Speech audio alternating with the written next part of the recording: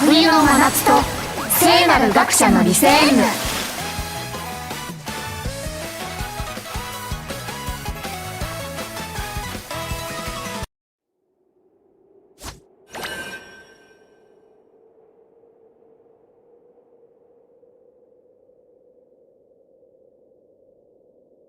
近頃若者の間では通信魔法を応用した配信の文化が流行っているらしいな。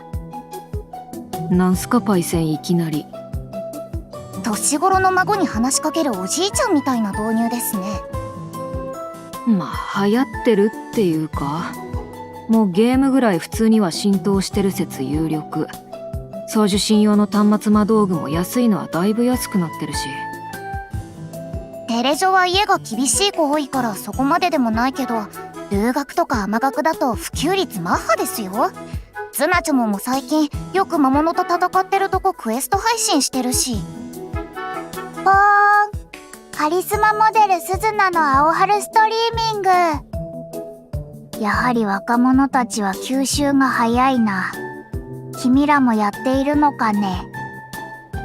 配信っすか？うちはミルセンだけど、チエルやってそう。ああ、流行り始めの頃一瞬やりましたね。あんまりチエル向きじゃなかったですけど。というと？ほら、チエル顔がいいじゃないですか。呼んでもないのに男性視聴者が湧いてきて、そのコメントが9割鬱陶しいんですよね。いろいろと偏見がひどいな。てかコメで性別わからんくない？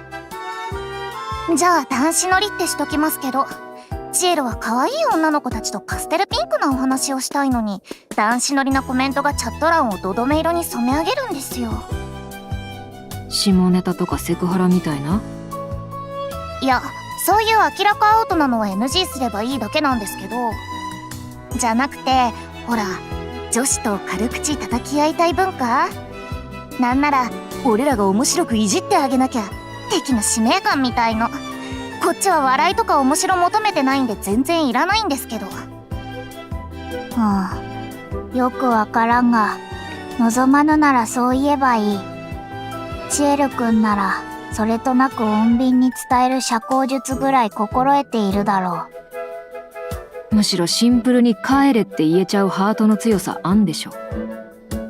はい、どっちも試したけど効果なかったです。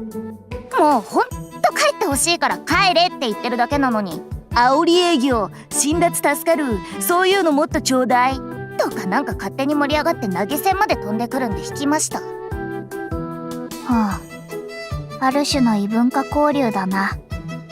転写魔法も通信魔法も目覚ましい速度で発展している。声を遠くへ飛ばすだけで大騒ぎしていた時代もすでに遠い昔か。流行に疎めなユニ先輩でもそんくらいの理解はあんすね。バカを言うんじゃない。次世代の魔石行進網については界隈の学会誌において君たちの遊び道具になるよりずっと以前から注目されていたのだ。じゃあユニ先輩も配信者のライブとか見るんです？そこまで暇ではないが、情報としてある程度の潮流は観測している。仮装して剣舞を披露するなんとかいう霊人が人気なのだろう。情報古っ。鏡様なら事件を起こしてパクられましたよ。何？時代の寵児鏡が。結構前だよね。今頃騎士団の豚箱で臭い飯食ってんじゃないっすか。なんと空気力学に基づいた彼女の知的な権威に触発され、僕も毎日この斧だか槍だかの稽古を始めたというのに。ポーン、いつも7秒ぐらいで飽きてます。ユニ先輩いつもクエスト出てもかたくなに僕は戦わんとか言ってませんでした？ペンは剣より強いのだからなんたらかんたらって。しかり火の玉を飛ばすような野蛮な魔法は我が学派の教義にもとる。しかし自らの旅力で武具を振るう分にはその限りでない。端的に還元すれば、知性の戦士ユニ。おー、かっこいい。そっすね。で、いいんだけど、現状を無視してこの日常会話いつまで続けんすか？永遠に。というわけにもゆくまいな。是非もない。そろそろ現実と向き合うか。そうですよ。鏡様のこと言ってる場合じゃないんですよ。うちらだって今、現在、檻の中にぶち込まれ中なんですよ。もう、どうしてこんなことになっちゃってるんですか？いや、どうしても何も。チエル君が興味本位で他校へ無断侵入して、天津さえ日常的に授業を受けていたのがバレたからだろう。連帯責任の名のもとに、僕らまで巻き添えを食らったのだ。そうでしたね。クロエ先輩が優勝ボランティアだと言い張って、校則違反ことアルバイトを繰り返していたのがバレたからでしたね。連帯責任とか言われて、うちらまで巻き添えを食らったんでした。そうそう。ユニ先輩が論文制作の資料としてとか嘘言って、明らか私物の本を経費で買いまくってたのがバレたからだよ。連帯責任だっつって、全員巻き添え食らわされてマジ迷惑。やれやれ、少々やんちゃが過ぎたか。初犯なら執行猶予がついたかもですけど、あまりに余罪ありすぎますからね、この3人。もはや誰がどれがじゃなくて累積ないよね。僕はその後、体制に屈して低姿勢の反省文をしたためたが、君ら2人は億劫があってその提出を怠ったからな。いや、ユニ先輩だってペナルティの事前活動朝起きらんなくて全然来なかったじゃないですか。参ったな。客観的事実に基づけば情状酌量の余地が全くない。端的に還元するとダメだこいつら。つってもまあ校則的には最悪退学だったかもしんないし、こんなんでも一応あいつなりの温情なんすかね。判決。ユニ被告、クロエ被告、チエル被告以上3名を生徒会自治法にのっとり学内謹慎処分とします。学内謹慎？自宅謹慎とかじゃなくて？ええ、通学自体は許可します。しかし登校した際はこちらの指定する一室、旧校舎地下にある特別自習室以外への立ち入りを禁じます。あなた方は当面の間そちらで特別自習に励んでください。詳細は現場の担当官より直接説明を受けるよう。以上です。はあ。当面の間って具体的にいつまで？無期懲役、死刑、無期自習です。担当官から模範囚、死刑、模範生と認められればその時点をもって釈放、死刑、謹慎解除とします。なんかめちゃめちゃ言葉選んでる。特別自習室、一体どんなところなんだ？以上です。ナタリー書記、彼女たちを豚箱へ。選ぶなら最後まで選会長、本当によろしいのでしょうか？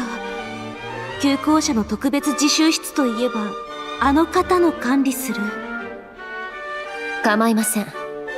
倫理上あまり切りたくはない手札でしたが、外圧は不穏分子に対して厳しい処分をお望みのようですから。ですが、自習室のあの方もあの方で割と問題がおありに。蛇の道は蛇、毒をもって毒を制す。化け物には化け物をぶつけるのです。ふふふふふ。あの人なんかブツブツ不穏なこと言ってますよ。つってこれガチモンの豚箱なんだもんな。なんであんだよ、ビビるわこの学校。しかり。だが嘆いていてもことは変わるまい。この豚箱、もとい自習室を出るには、ここの看守、もとい担当官に、我々が模範囚、もとい模範生と認められねばならん。ユニ先輩、うちらは別に言葉選ばなくていいんですよ。何が自習室ですか。こんなとこ豚箱ですよ、豚箱。待て、なんだこの鐘の音は。セントテレサ女学院。そして謎の校歌読唱。誰か来ますね。白い制服ってことは生徒会の人？シスターマリアの言っていた看守とやらか。看守さん、優しい人だといいな。ごきげんよう、迷えるラム肉ども。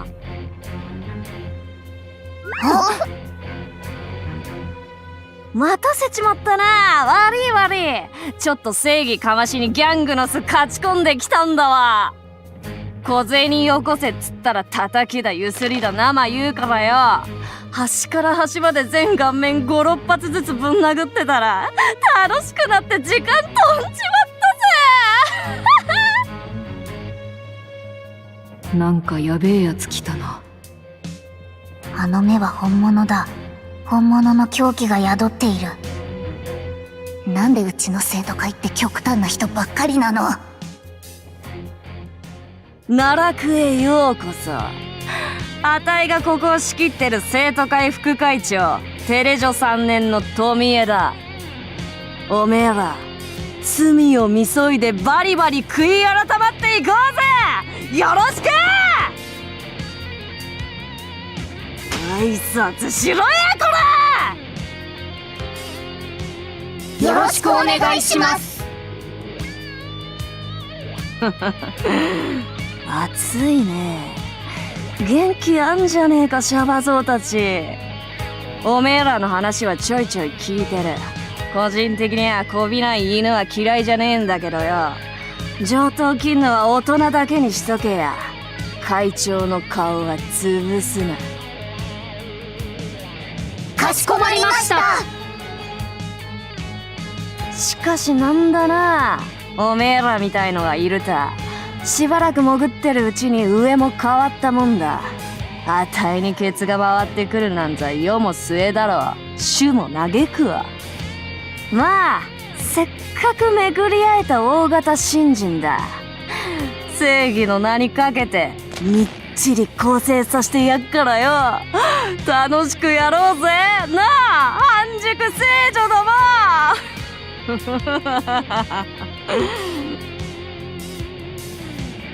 なんだよ正義って完全に悪役の笑い方じゃねえか。これに模範囚と認められねばならんのか。ひょっとしてうちらもう終わってます？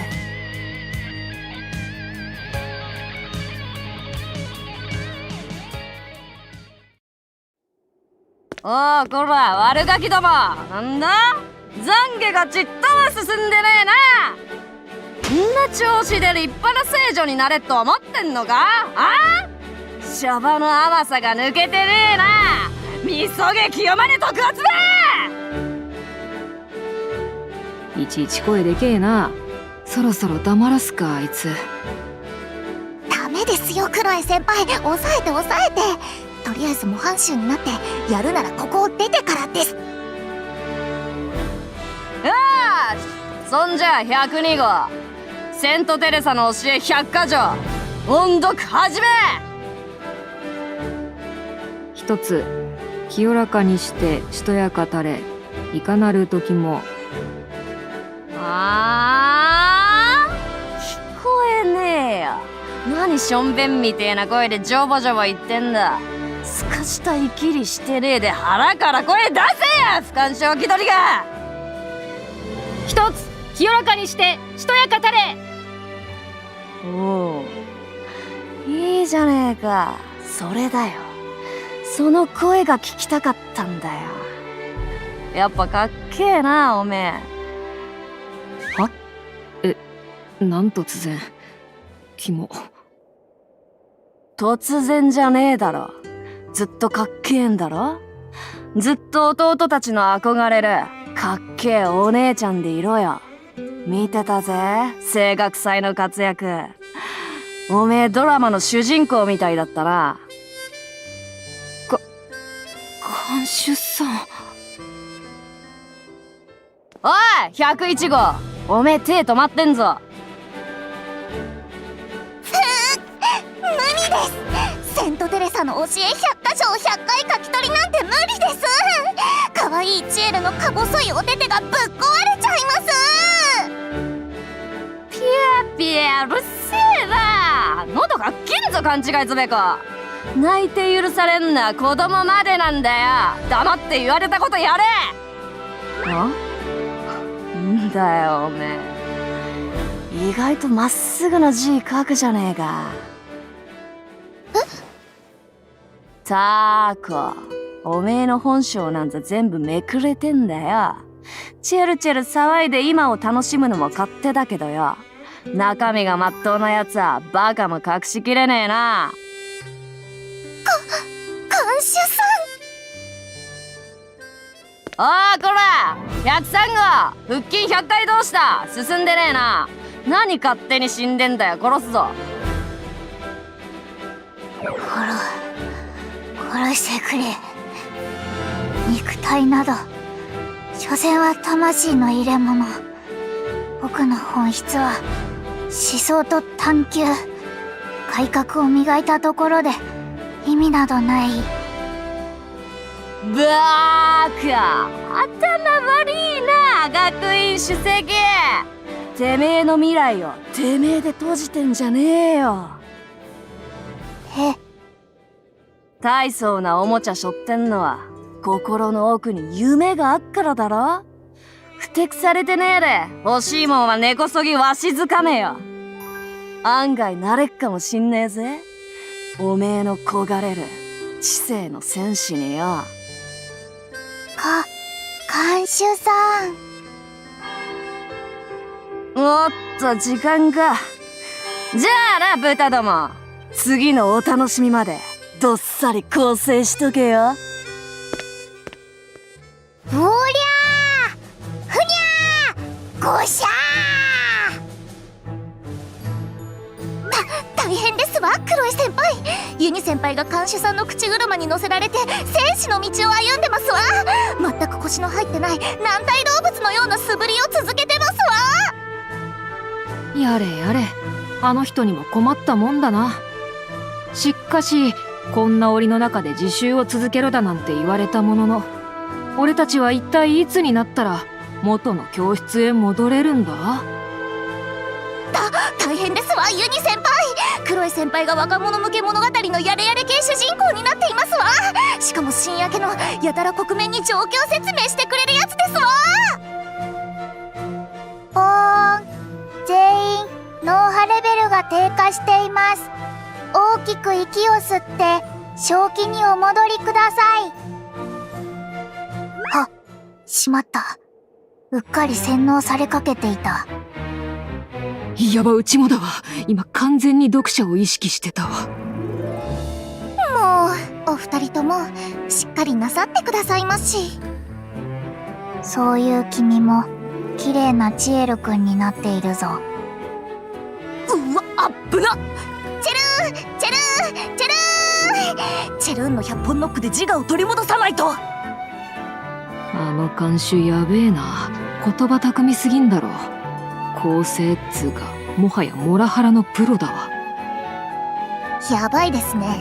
叩いてからあげるとか完全に DV 彼氏の手口ですよ。過酷な環境は正常な判断力を麻痺させる。まずいぞ諸君、ここに長くいては危険だ。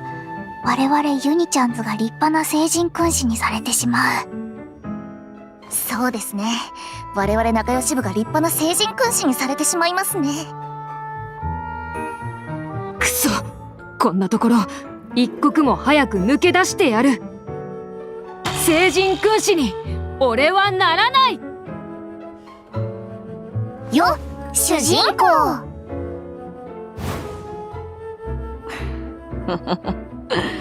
面白いやつら。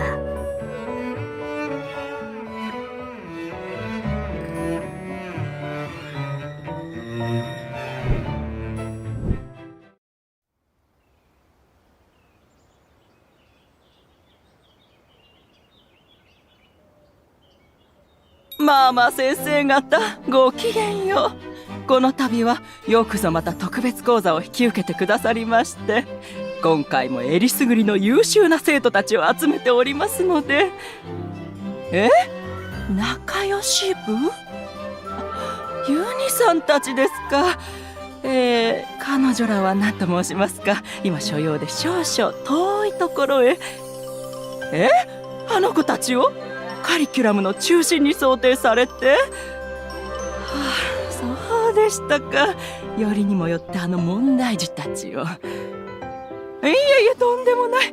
出資者でもあられる皆様がそうおっしゃるならご随意に。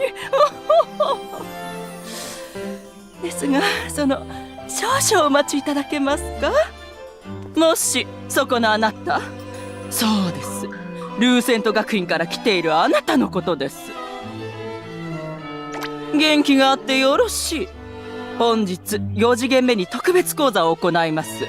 第3講義室へ集まるよう例の3人にも伝えておいてください。ああ、そうでしたね。もうこんな時にマリちゃんったら、大口の出資者に特別講座を開いてもらうなんて、学院の名を挙げるまたとない機会だっていうのに。いや、何でもありません。自習室の問題については大丈夫です。こちらの方で適当に何とかしておきましょう。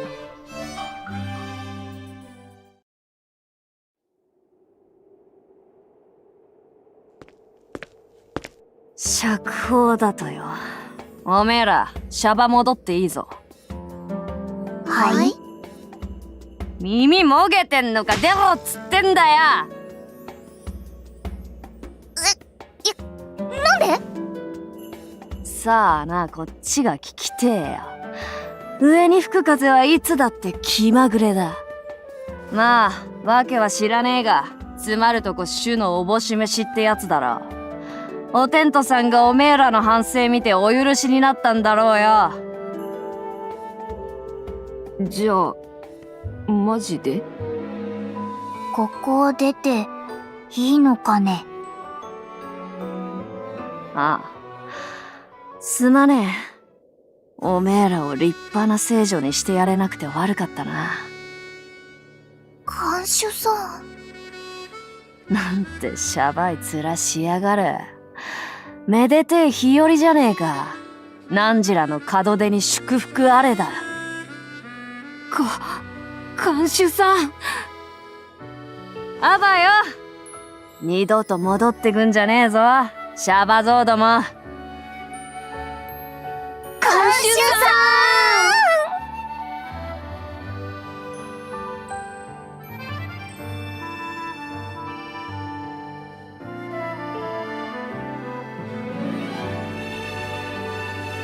そういや、おめえらの名前聞いてなかったな。二度と会うこともねえんだろうが、よけりゃ最後にっていねえじゃねえか。ワインもクソもねえな、あいつら。久しぶりね、セントテレサ女学院。再会する皆様の驚かれるお顔が楽しみですわ。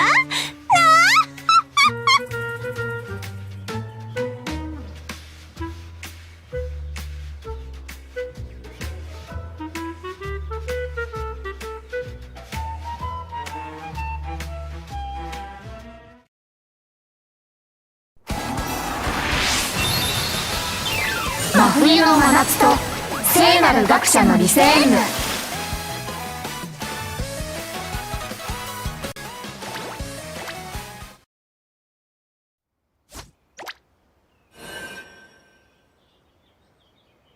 ただいま、新校舎。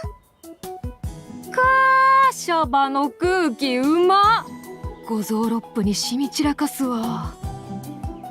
ああ、ついに戻ってきたな。これぞ我々ユニちゃんズの平穏な日々だ。そうですね。我々仲良し部の平穏な日々ですね。いやー、おとみさん最後二度と戻ってくんなとか言ってましたけど、もちろん頼まれたって誰が戻るかですよね、あんなとこ。オールピ積まれたってやだわ。てかあのイカレ聖女を窓際部署に配置してんのマリアの英断だな。そのまま世に出しちゃったら管理側のガバナンス問われるまあまあの問題物件でしたもんね。突然の別離を告げられて、うっかり熱い感動ごっこで締めてしまったが、冷静に考えたら僕らが感動する要素一つもなかったしな。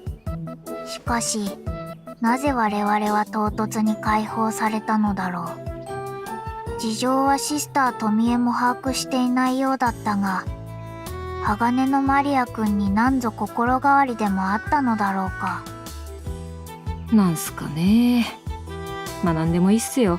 もうあの地獄に戻んなくていいなら。おう、後輩、久しいな。今日は登校していたのか。先輩遅いです。今日までどこで何してたんですか？うちらさっきまで恐怖の地獄プリズン編やってたんですよ。君の方はどうだね。しばらく見なかったが、息災にしていたのかね。どうせ他の女んとこ渡り歩いて金にもなんない慈善活動してたんでしょ。いいけどさ、なんだって戻ってきてくれたんなら。それでなんか探してたみたいですけど、先輩どうかしたんですか？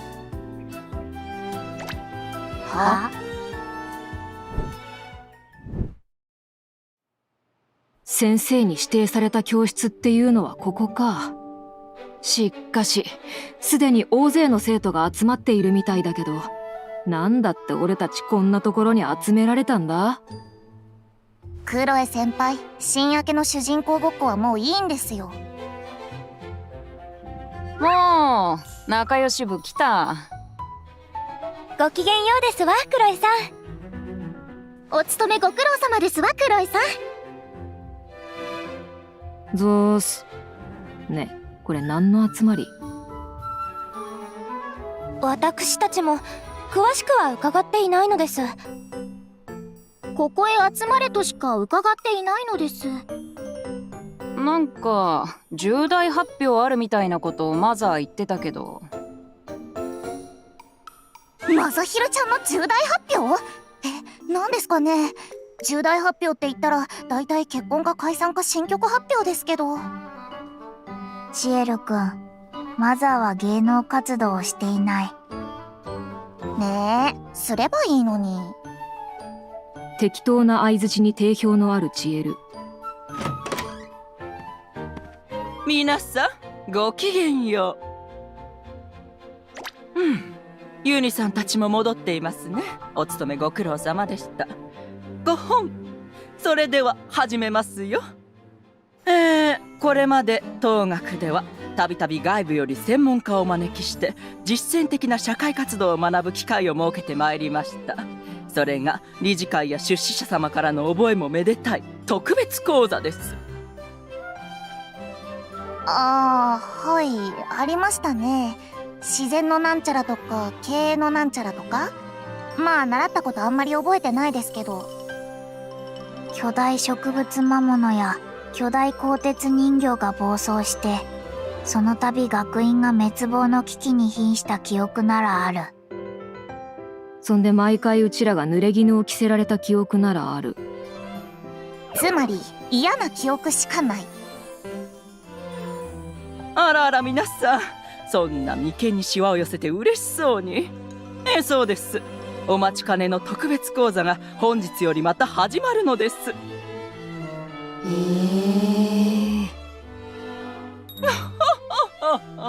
歓声を上げるのはまだ早いですよ。今回はなんと以前好評を博したあの方々に再びお越しいただきました。それではお呼びいたしましょう。座学にとどまらない実践的経営学の講師を務めていただきますのはご存知こちらの方々です。どうぞ。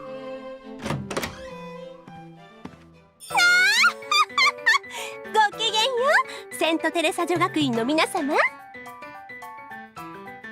あ、メルクリちゃんたち。久しぶりね、みんな。また会えて嬉しいわ。いい子にしてたかにゃー。特別講師メルクリウス財団メルット参上にゃにゃー。どうしたんすか姉さんたち。今日はまた一段とご陽気な登場っすね。あと特に久しぶりという感覚はない。うちらとメルクリちゃんたち学院の外でちょいちょい絡んでますもんね。こないだはどうもぐらいの感覚ですよね。誰だっけこのご陽気姉さんたち。ほら、あの方々ですわ。前回の特別講座で巨大からくり人形を暴走させた。そして私たちの校舎を大炎上に至らしめた。一体今回は何をお燃やしにいらしたのかしら。あら、皆様、こちらの想定していた反応と少々温度差がありますわね。さすが私の愛弟子、よくぞ聞いてくれたわ。むしろ真っ先に聞いてほしかったわ。これは今回のプロジェクトの象徴、いわばユニフォームですの。プレゼンテーションはインパクトが大事ですから、演出手段として形から入らせていただきましたわ。講座が始まればみんなにも来てもらうことになるわね。は？水着を？なんで？まだ割と冬っすよ。そう、それにゃ。今回の特別講座は君たちにうちの新事業真冬のサマー計画を手伝ってもらうのにゃ。真冬の？なんて？真冬のサマー計画にゃ。真冬のサマー計画。難しいな。つまり端的に還元すると、冬といえばサマーですわ。冬といえばサマー。おい、何を言っとるんだ君たちは。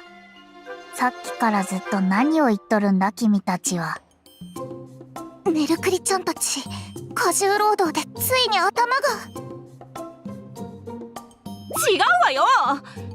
そういう新しい価値観を作りましょうって話なの。正気とは誰も思いつかないところ、つまり何を言っとるんだの先にこそあるものですわ。それが真冬のサマー計画。常識を覆す革新的なビジネスにゃ。素晴らしい。さすが特別講師の先生方、とても勉強になるお話です。ユニ博士、メモは取らなくていいのですか？いや、今のところよからぬ予感がするだけで具体的な話は何一つ見えていない。そうね、ちょっともったいつけちゃったかしら。それじゃあサプライズも兼ねて現場で体験してもらいましょう。まあありがたいお話ではないですか。ささ皆さん、あんぐり口を開けてないで早速旅支度をなさい。はあ。今から？状況によっては1泊ないし2泊や3泊するかもしれませんが、保護者の方々には私どもの方から連絡を差し上げておきました。問題はありませんよ。そういう問題かよという大問題が発生していますわ。学院と財団の連携プレーが手際良すぎて恐怖ですわ。現場は少々遠いですが、その点もご安心を。こちらの中庭に当家の飛空艇を待たせておりますわ。おお、飛空艇。噂に高い空飛ぶ船か。それは興味深いな。いや、そんなもんまで引っ張り出してうちらどこ連れてかれんのよって話じゃん。はは読めたぞ。真冬のサマー計画。アストライア大陸のはるか南には年間を通して気候の変動が少ない常夏の島もあるという。そうした土地を買い押さえリゾート事業でも始めたのではないかね。さすがねユニ博士、だいたい正解よ。まあ南の島ですって。なんだか楽しそうですわ。素敵な出会いも待ってそうですわ。で結果うちらどこ連れてかれんすか？テミス銀嶺。めっちゃ北じゃねえか。通称ど雪山。ど雪山で水着ですって。頭チェルっておられますわ。あんなとこ誰と出会えんのよ。岩ぶん投げてくる猿しかいないじゃん。己測ったな、チェルクリウス財団。またしても常識を覆すという名目のトンチキビジネスか。無邪気に喜んでしまった一瞬前の自分を呪いたいぞ。まずは念のため聞いておくが、この特別講座とやら我々に拒否権はあるかね？もちろんです。我が校はいつだって生徒の自主性を尊重しますよ。もし気が進まないということであれば、こちらに残って平時の授業を受けていただくまでです。授業か。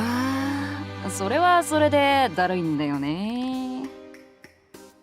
ことに仲良し部の皆さんは生徒会自治法によって課せられた実習も残っているでしょうしね。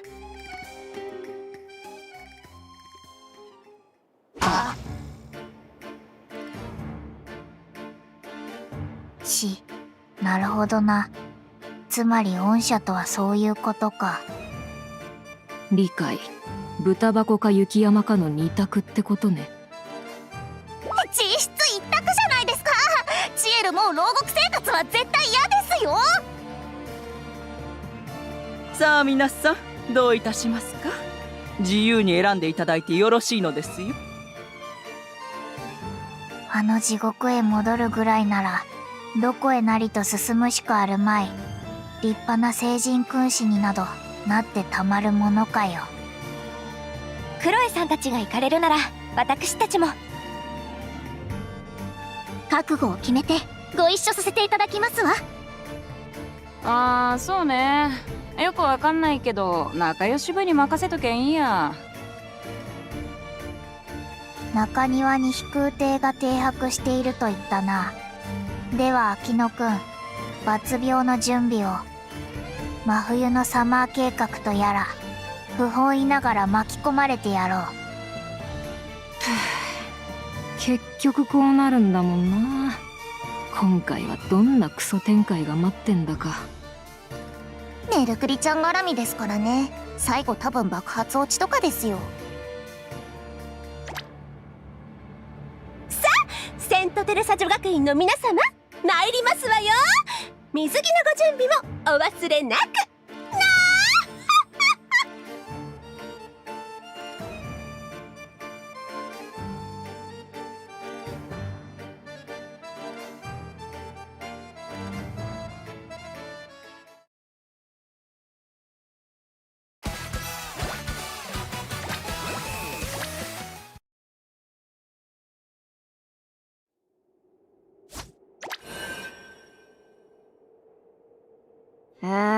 暇だな。偉いやつの顔面に生卵とかぶつけて青ざめた騎士団とリアル鬼ごっこでもしてくっか。ごきげんよう副会長。なんだよ、珍しいじゃねえか。あんたほどの天井人が直々に下へ来るなんてよ。仕方ないでしょう。ここには規定の信任票を得て副会長職に任ぜられながら会議にも祭事にも出ず引きこもっている幽霊役員がいるのですから。そういうのは柄じゃなくてな。それによ、あたいみたいのが生徒会室にいたら偉大なおばさま方に睨まれんのはあんたの方だぜ。まあせっかく来たんだ、ゆっくりしてけや会長。今茶入れてやっからよ。縄文の粉が入ったんだ、こいつは効くぜ。富江副会長、白色の粉末を透明の小袋に個別保管するのは視覚的にどうかと。そっか、あんた砂糖は入れねえ派だったな。ミルクはどうか盛りだよな。ああ、それとくっそうめえシフォンケーキがあんだよ。ほれ、会長の好きなあの店の。気遣いは無用です。準備して待っていただいたところ、せっかくですが。はあ？別にあんたのことなんか待ってねえよ。勘違いすんな。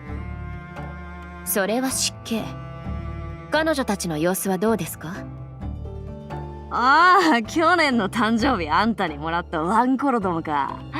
あいつらなら調子バリバリよ。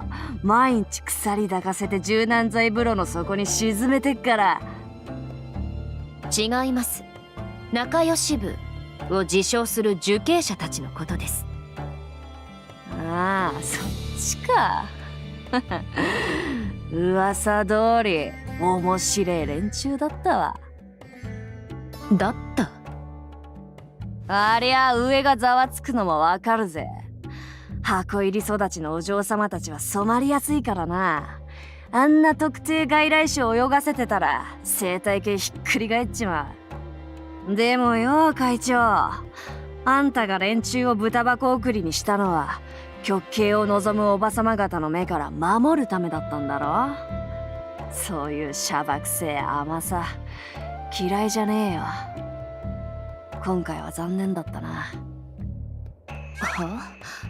待ちなさい。何を言っているのです。富江副会長、今彼女たちはどこです？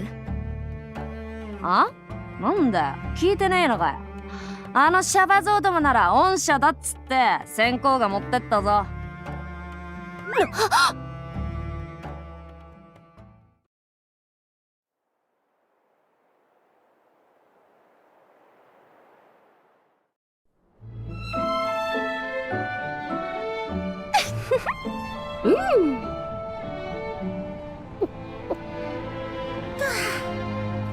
やまないわね。まあ想定内にゃ。この雪景色も冬といえばサマーの一環ですわ。何をわけのわからんことを。無理無理無理無理無理無理無理無理無理。しなしなしなしなしなしなしなしなしなしなしなしなしな。ねえみんな、やる気があるのは結構だけど、水着になるのはついてからでよかったんじゃないかしら。そういうの先に言って。もうや帰りてだ。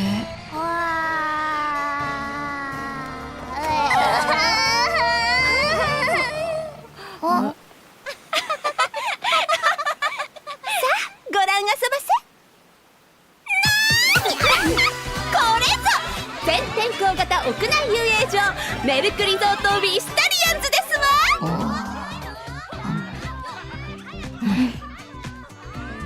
わーい、チェルー。読書はかどる。パーパーパー。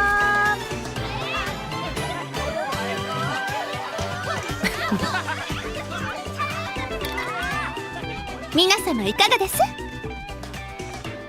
いかがも何も。愚問だな。冬といえばサマーですわ。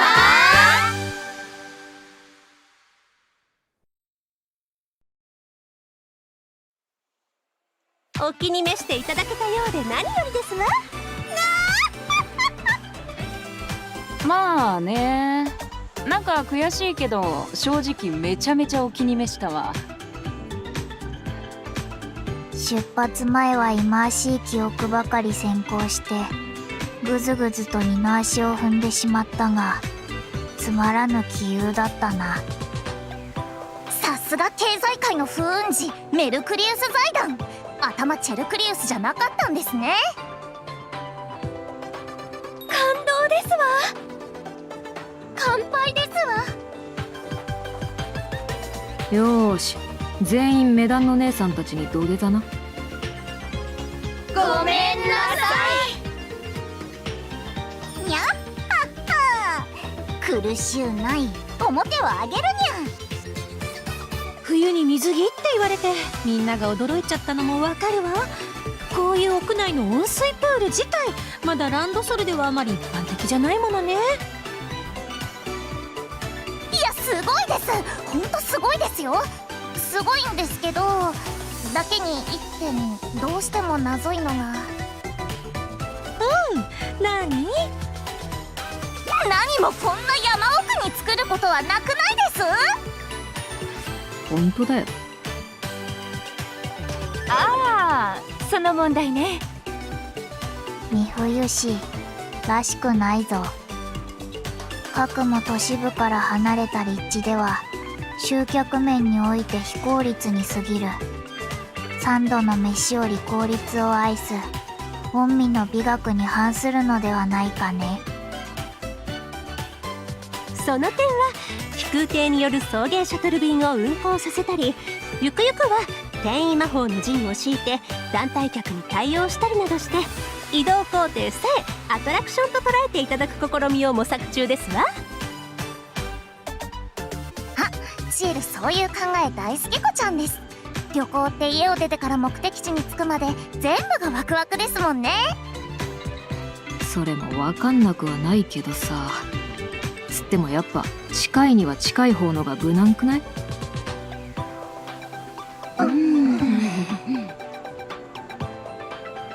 なんでみんな一斉に目そらすんすか、姉さんたち。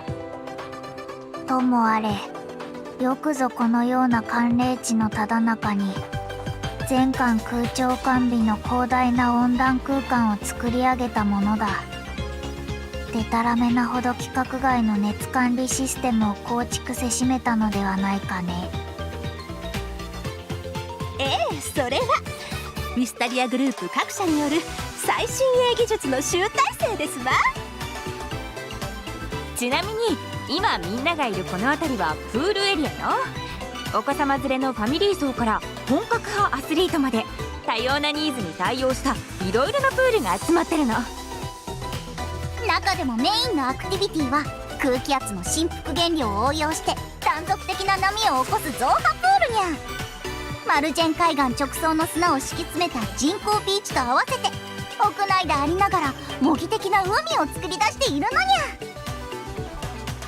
それにここは夜も素敵なのよ。静かな波音とイルミネーションの相乗効果でとてもロマンティックな波打ち際が満喫できるの。いやー、素敵な出会いが待ってそうだといいわね。そこまでは責任持てないけど。その他にもエリア一帯を周遊できる流水プールや半チューブ状のコースを水流で下るウォータースライダー、アスリート向けの競泳プールなどもありましてよ。まるでプールの見本市ですわ。プールだらけのプール大魔境ですわ。そしてこちらの一帯がフードエリアですわ。おー、いいっすね。なんか屋台とか並んでてフェスっぽい。がぜん暑い。食事嫌いのユニ先輩以外全員もりもりテンション上がってます。かき氷やトロピカルジュースで南国気分を味わうもよし、トゥンヌス丼やテンタパス飯ほか海鮮料理に舌鼓を打つもよしですわ。ラッシュカッツェメリゾ出張店ではたい焼きもあるにゃよ。たい焼きって海鮮料理だったんだ。もちろん夏の海にはつきものの麦しわだってあるわよ。オール未成年の団体相手にその情報いります？さて次はショッピングエリアを紹介いたしますわ。参りましょう。皆様こちらへ。何、また移動するのかね。あ、いや、僕は構わないのだが、そろそろ後輩たちが疲れ切って限界のようだ。すまんが、彼女らのため残りは口頭説明で済ませてほしい。あら、それは失礼。では宿泊所に着かれましたら、各自パンフレットの園内図をご覧になっておいてくださいまし。一応簡単に言っておくと、向こうにはショッピングエリアがあって、そこではスイム用品やお土産をお買い求めいただけるので、あっちにはステージエリア。週末にゲストを招いてライブイベントを開いたりする予定よ。本開業後にはあのカルミナだって来てくれるんだから。ちょっとチエル聞いてませんよ、そんなビッグニュース。だったらその時に呼んでくださいよ。嘘、違う。関係者席でお行儀よく見ててもつまんないから、やっぱ呼ばないで。現場の醍醐味はオタクたちの熱気と歓声にまみれてこそだし。シエルうるさい。ちょっと黙って。あのさ、今美冬先生本開業後はって言った？どういうこと？ここってまだ本開業じゃなかったの？まだプレオープン期間なの。今入場してるお客さんはテレジョのみんなも含めて、こちらから招待させていただいた関係者やそのご家族だけよ。それでか。規模の割に男少ないなとは思ったんだよね。了解だ。とりあえずこのメルクリゾートの概要は把握した。プールエリアにフードエリア、あとショッピングエリアとステージエリアだったっけ。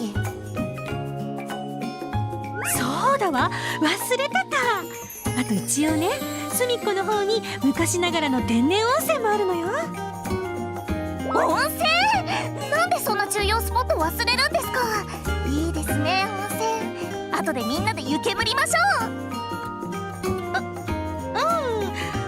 ぜひ寄っていってほしいんだけど、ただそっちはなんていうか、まだ発展途上みたいな。その予算の都合でね、あまり過度な期待はしないでもらえると。どうした？急に歯切れが悪くなったな。さっき質問があったじゃない。どうしてこのメルクリゾートを雪山の奥地に建てたのかって。ああ、聞いたな。不自然に話をそらされて回答は得ていないが。それって逆なのよ。そもそもこの真冬のサマー計画はひなびた寒村の町おこしを相談されて始まったものなの。まず最初、地元の人たちに話を聞いてみたら、集客要素は地味で小さな温泉郷ぐらいしかないっていうから、じゃあその近くにおまけのレジャー施設を建てましょうって話になって。おまけ？計画を進めるうちに革新的なビジネスプランが次々と思い浮かんで、ついついおまけの方に力が入りすぎてしまったのにゃ。もちろん収益は自治体にも配分されますし、地元の皆様には喜んでいただいてますけれど当初の企画理念を思えば、少々やりすぎてしまった感は否めませんわね。少々っていうか完全にやりすぎでしょ。メインとおまけ逆転しちゃってんじゃん。財団、そういうとこだぞ。勉強になるな。それよ、勉強の時間よ。前提となる情報共有が済んだところで、さあ特別講座を始めましょう。特別講座か。あったな、そんなのも。それが主目的よ。冗談だ。我々とて恩赦を受けてここにいる以上、すでに腹はくくっている。あの地獄へ戻るくらいなら、この講座には前向きに参加する所存だ。ただでたっぷり遊ばせてもらっちゃいましたしね。さすがのチエルも交通費と入場料分ぐらいはお手伝いしていきますよ。ああね、バリクソ楽しんだのは事実。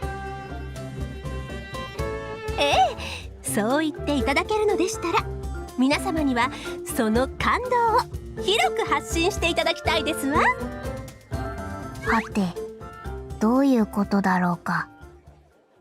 本開業を間近に控えているここメルクリゾートなのですが、今日に至るまでプロジェクトの方向性が二転三転していたせいで、実は広報面において遅れをとっているというのが正直なところですの。端的に還元すれば、すげえのできたけど盛り上がってねえなぁと。特に若年層への周知が足りてないのよね。あー、確かに。実際うちらこんな面白いとこ作ってたなんて今日初めて知りましたもんね。もともと渋めの温泉スポットを想定してたから、ファミリー層や年配層への広報に力を入れてたのにゃ。というわけで皆さんには同世代に届く等身大のプロモーションを企画していただきます。同世代に届く等身大のプロモーションって何ですそれ？グッズの企画会議に参加して女子受けするネタ出したりとか？手作りのポップなチラシ作って若いのが集まる店に貼らせてもらったりとか。なるほど、そういうのもありだにゃ。いいじゃない。他には？いや、聞いているのはこちらなのだが、何なのだね、その等身大のプロモーションとやらは。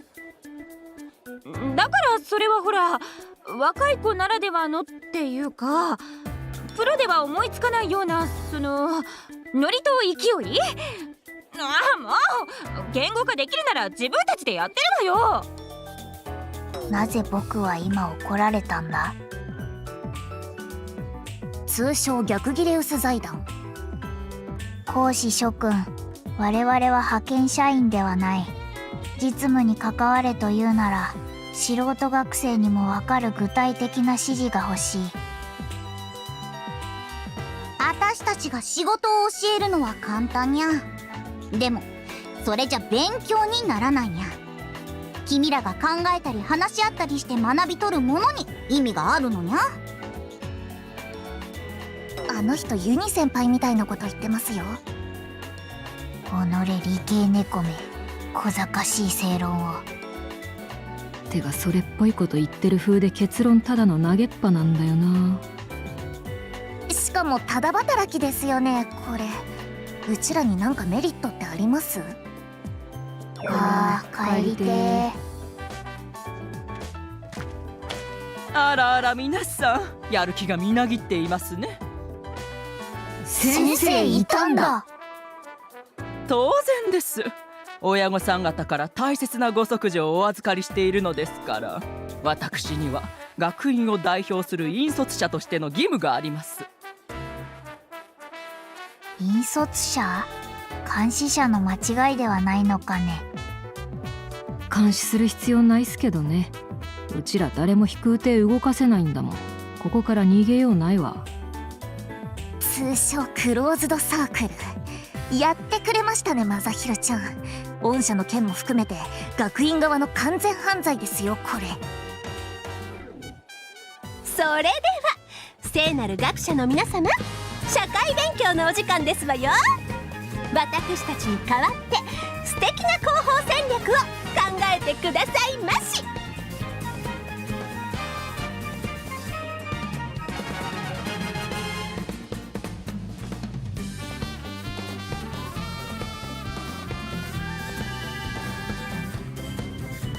で結局なんなん等身大のプロモーションって。さあよくわかんないけど、要は案件ってやつじゃないです？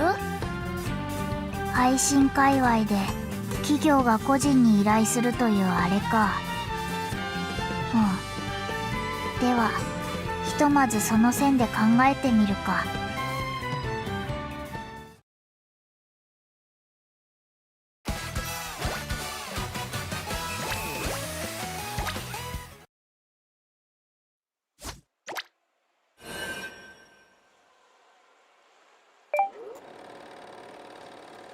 海じゃん、ウケる。なんでどういうこと？ほんとだ、意味わかんなすぎ。これ完全に波だもん。ほらユニ、見てみ。うわー、本当に海みたいだわ。とてもすごい夢のような光景ね。やっばい。だって外雪降ってんだよ。これもリアルに楽園説ない？説ある。それな。ほらユニ、来てみて。ここはまるで楽園みたい。まさに冬といえばサマーだわ。みんなも早くメルクリゾートヴィスタリアンズに大集合よ。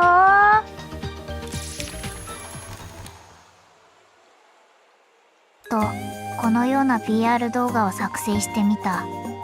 あくまで試作段階ではあるが、ここから皆の意見を取り入れてブラッシュアップさせてゆき、最終的には魔石高神網に乗せ、あまねく世に発信しようと思っている。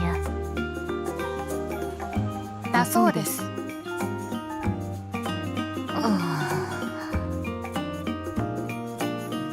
当動画の想定するメインターゲットは若年層、我々世代だ。視聴者各位の同時代性に訴えかけるため、同級生3人でフラッと遊びに来たという汎用的な設定を採用した。みずみずしい新人キャストによる自然体の演技にも注目してほしい。あえて脚本を立てず、演者のアドリブで描かれる10代のリアルは、うちらも行ってみる？的な共感を喚起して集客につながることだろう。おっと、申し遅れた。本作で監督、脚本、主演を務めているユニだよ。こちらの2人は助演その他のクロエくんとチエルくん。雑用 A です。今回は全て監督に委ねてます。雑用 B です。苦情はすべて監督へお願いします。なお余談だが、撮影用の高性能魔道具一式は財団に用意させた。今もメイキング用に高性能キャメラを回している。撮影者は彼。さて、どうだろうか。個人的には問題ないと思っているが、一応客観的な判断も仰ぎたい。諸君、今の動画を鑑賞してどう思ったかね。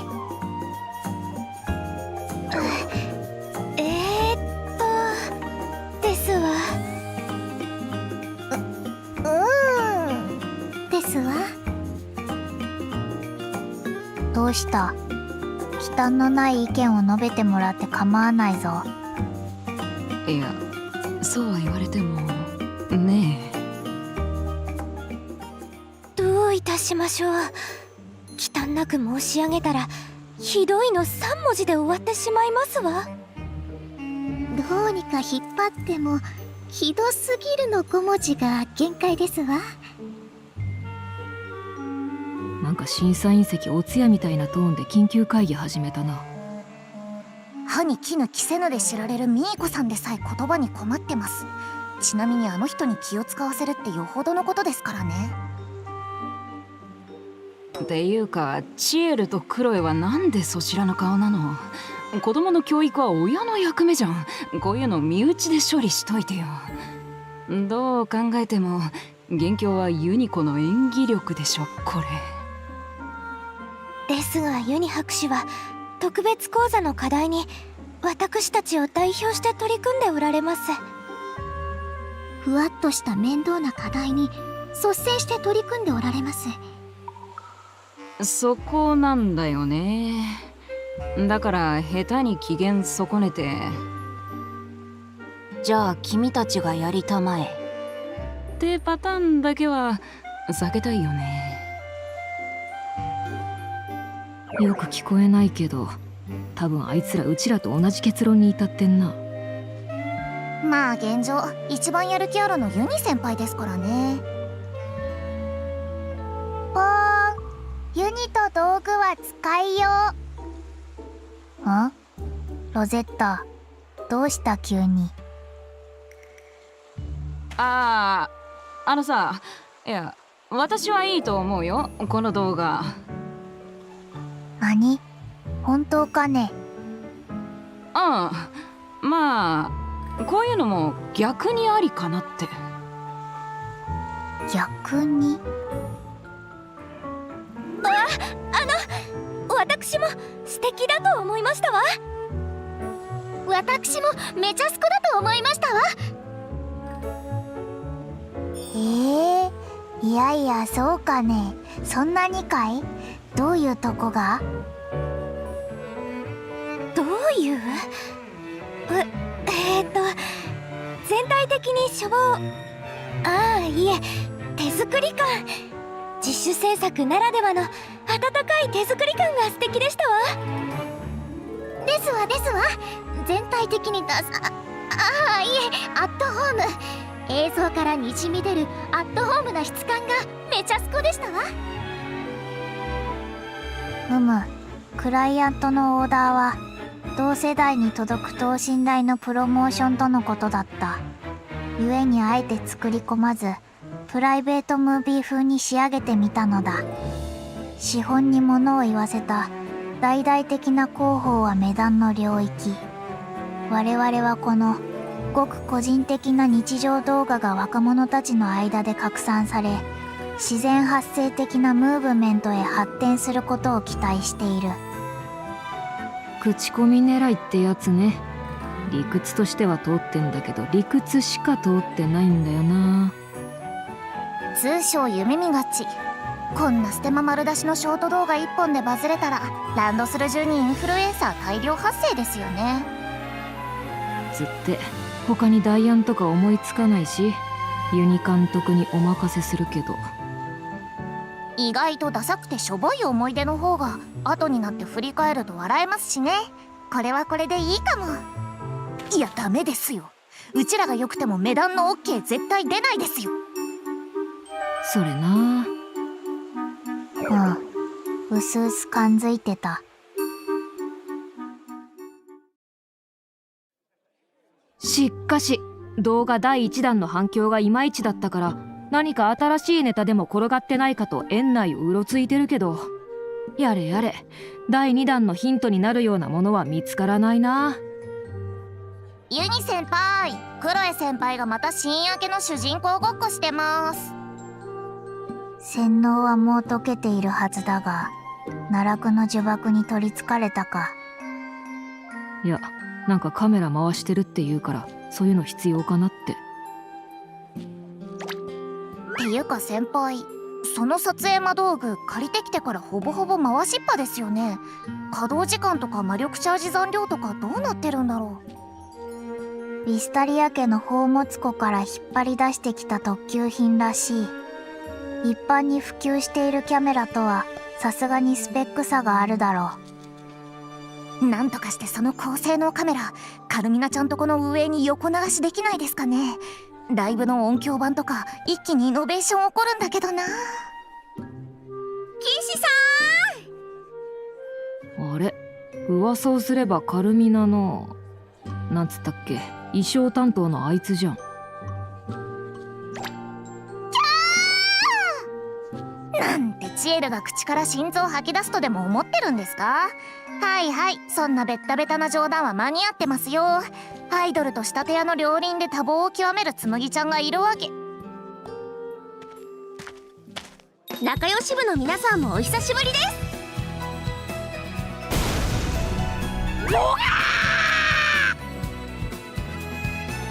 どうしたチエルくん。口からプラズマ状の心臓が飛び出していったぞ。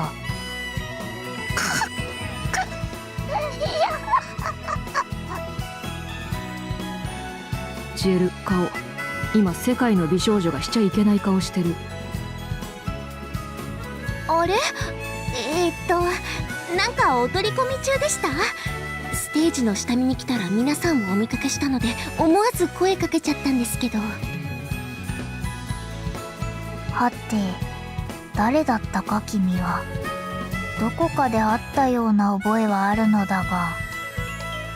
あれっすよ、ほら世界を救うバイトの時、うちらと一緒にユニアート&毒舌ポンコツと戦ってくれたじゃん。はい、その説はメンバーともどもお世話になりました。改めましてカルミナの紬です。カルミナ。ああ、チエル君が熱烈に支持している少女舞踊合唱団の。であれば当人に間近で相まみえてよかったな。チエル君。チエル君？死んでる。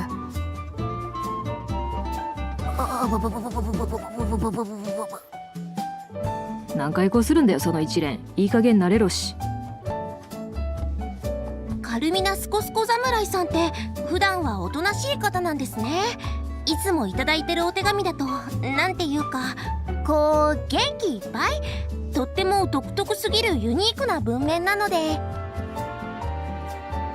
それは見たことないけど、多分そっちがデフォ。いや、私そんな変な名前の侍知らないし。声ちっさ。でもライブではすっごく大きな声で応援してくれるんですよね。のぞみさんに聞きました。ありがとうございます。これからも応援してくれると嬉しいです。こちらこそ、つむぎちゃん、かわいいね今日も。このオタク年下相手になんでゴリゴリの緊張してんだよ。しかし不思議なものだ。会話に「あ」が多いチエル君を見ていると、言いようのない共感性周知を覚えて魂が震え上がるな。はあ、それは騎士さんがいつも変なことばっかり言うからですよ。騎士さんさえいなければ私は怒ったり縛ったりしないです。そうですよ、騎士先輩。バイト風情が何一丁前に演者をいじってるんですか。女子と軽口叩き合うお礼みたいな男子ノリやめてください。あんたら気が合いそうね。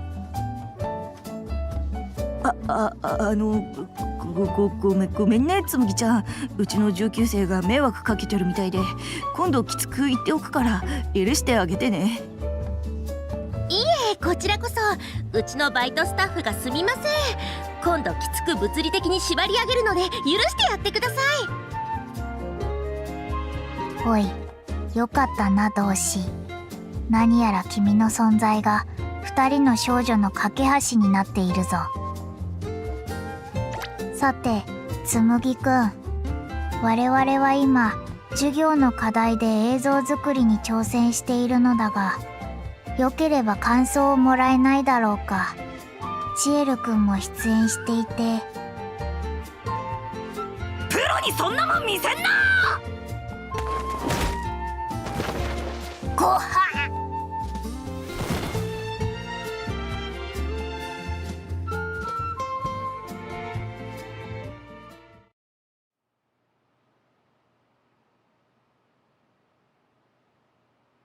ですからね、何度も申し上げて恐縮でございますけども、私どもの代からテレジョはよそ様と比べて別格でございますのよ。清らかにしてしとやかたれ。母校の品位があなたの代でついえることになっては困りますわよ。お分かりでしょマリアさん。重々承知しております。時代の変遷に寄り添いながら適宜柔軟に対応してゆく所存です。お若い方はすぐ時代時代と言いますけれど、時代に流されず代々守り続けたものこそ伝統でございましょう。伝統を守るためには時に厳格な処分も必要ではないかしら。学院の歴史はあなたの決断にかかっていますのよマリアさん。おっしゃる通りです。風紀を乱す生徒には都度厳しく対応しております。でもね、あなた声楽祭でも結局不良生徒の問題は先送りにしたでしょ。今回も実習室へ送ったと思ったら結局は野放しざましょう。先生方など当てになりませんわよ。あの方たちはいざとなると保身をおきになさいますから。その点この学院には生徒会自治法というものがございますわね。ご中言感謝いたします。当該生徒たちの処遇については慎重に検討させていただきます。よろしく頼むざますよ、マリアさん。せーの。もうどいつもこいつも勝ってばっかり。会長、ご無事ですか？なんです、ノックもせず。何か大事でもあったのですか？お気づきになられなかったのですか？今この辺りで身の毛もよだつ恐ろしい方向が。あれはきっと魔物ですわ。その鳴き声で108の災いを招くという悪名高い伝説の猛獣ですわ。いえ、問題ありません。園芸部が実験用のマンドラゴラを引き抜くと申請していました。おそらくその断末魔でしょう。さすが会長、聞けば死に至るというマンドラゴラの断末魔を涼しい顔で。やはり鋼の聖女の名は伊達ではありませんわ。地獄の底まで突き従うことを改めて主に誓いますわ。ナタリー書記、依頼していた件については？はい、教務主任の行方が判明いたしました。特別講座の引率でメルクリゾートに行かれたようです。メルク何ですか？メルクリゾート・ウィスタリアンズ、プレオープン中の超大型レジャー施設だそうです。年中無休でトロピカれるプールだらけな常夏の楽園だそうです。は？何それ、ずるい。しかも不吉なことに今回も仲良し部の方たちが関わっているらしいですわ。ナタリー書記、我が校にそのような部は存在しません。そのめんどくさい縛りまだ続けるんだ。ナタリー書記、仲良し部を名乗る帰宅部の方たちについて要確認事項があります。はい、何でしょう？彼女たちは水着ですか？多分。クロエ2年生もですか？ええ、プールですからおそらく全員水着ではないかと。なるほど、わかりました。何が？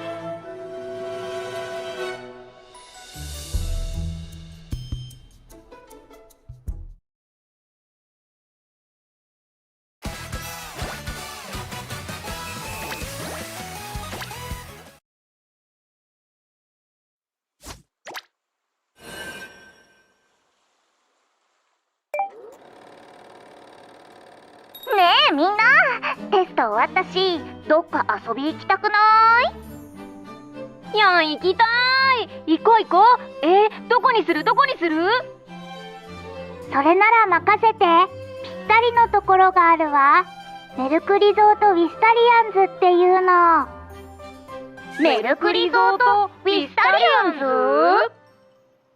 ドーム状の屋根を備えた全天候型の屋内遊泳場よ。施設内は全館空調完備だから365日いつでも南国気分を満喫できるの。本当に？空気圧の振幅原理を応用して断続的な波を起こすドーハプールはマルジェン海岸直送の砂を敷き詰めた人工ビーチと合わせて屋内でありながら模擬的な海を作り出しているんだから。まあそれはすごいわ。でもお高いんでしょ？いえいえ、今ならカルミナライブの鑑賞券付きで4800ルピになります。安っ。そこはまるで楽園みたい。まさに冬といえばサマーだわ。みんなで早くメルクリゾートウィスタリアンズへ大出発よー。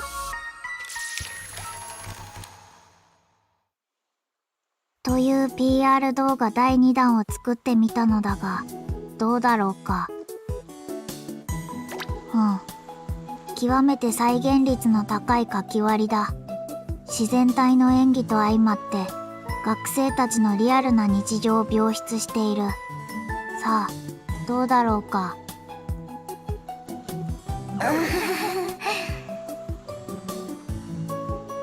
クロエ先輩、今日も視聴者各位が反応に困ってます。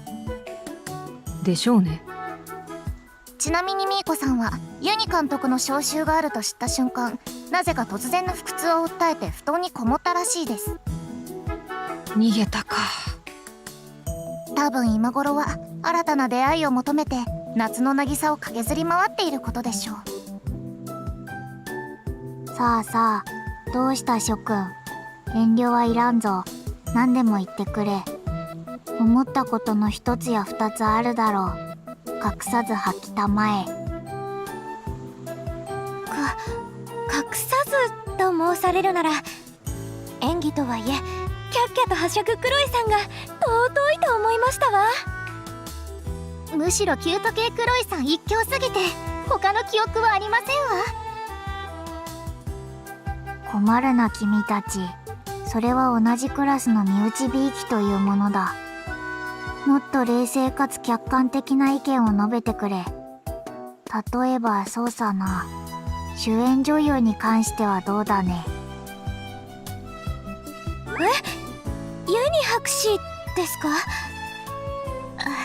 博士に関しましては少々セリフをお減らしになられてはいかがかと。何？主演のセリフを減らせだと？ああ、いえ、減らすと申しますか、お三方のセリフをより均等に配分なさった方が自然な会話の雰囲気に近づくのではないかと思いますわ。なるほど。視聴者の需要を意識しすぎたか。確かに人気俳優の変更的な重用は一方でドラマ剣としての必然性を害すとも言えるな。さもありなん。これは貴重な意見を頂戴した。よし、クロエくん、チエルくん、キャメラくん、撮り直すぞ。テイク3だ。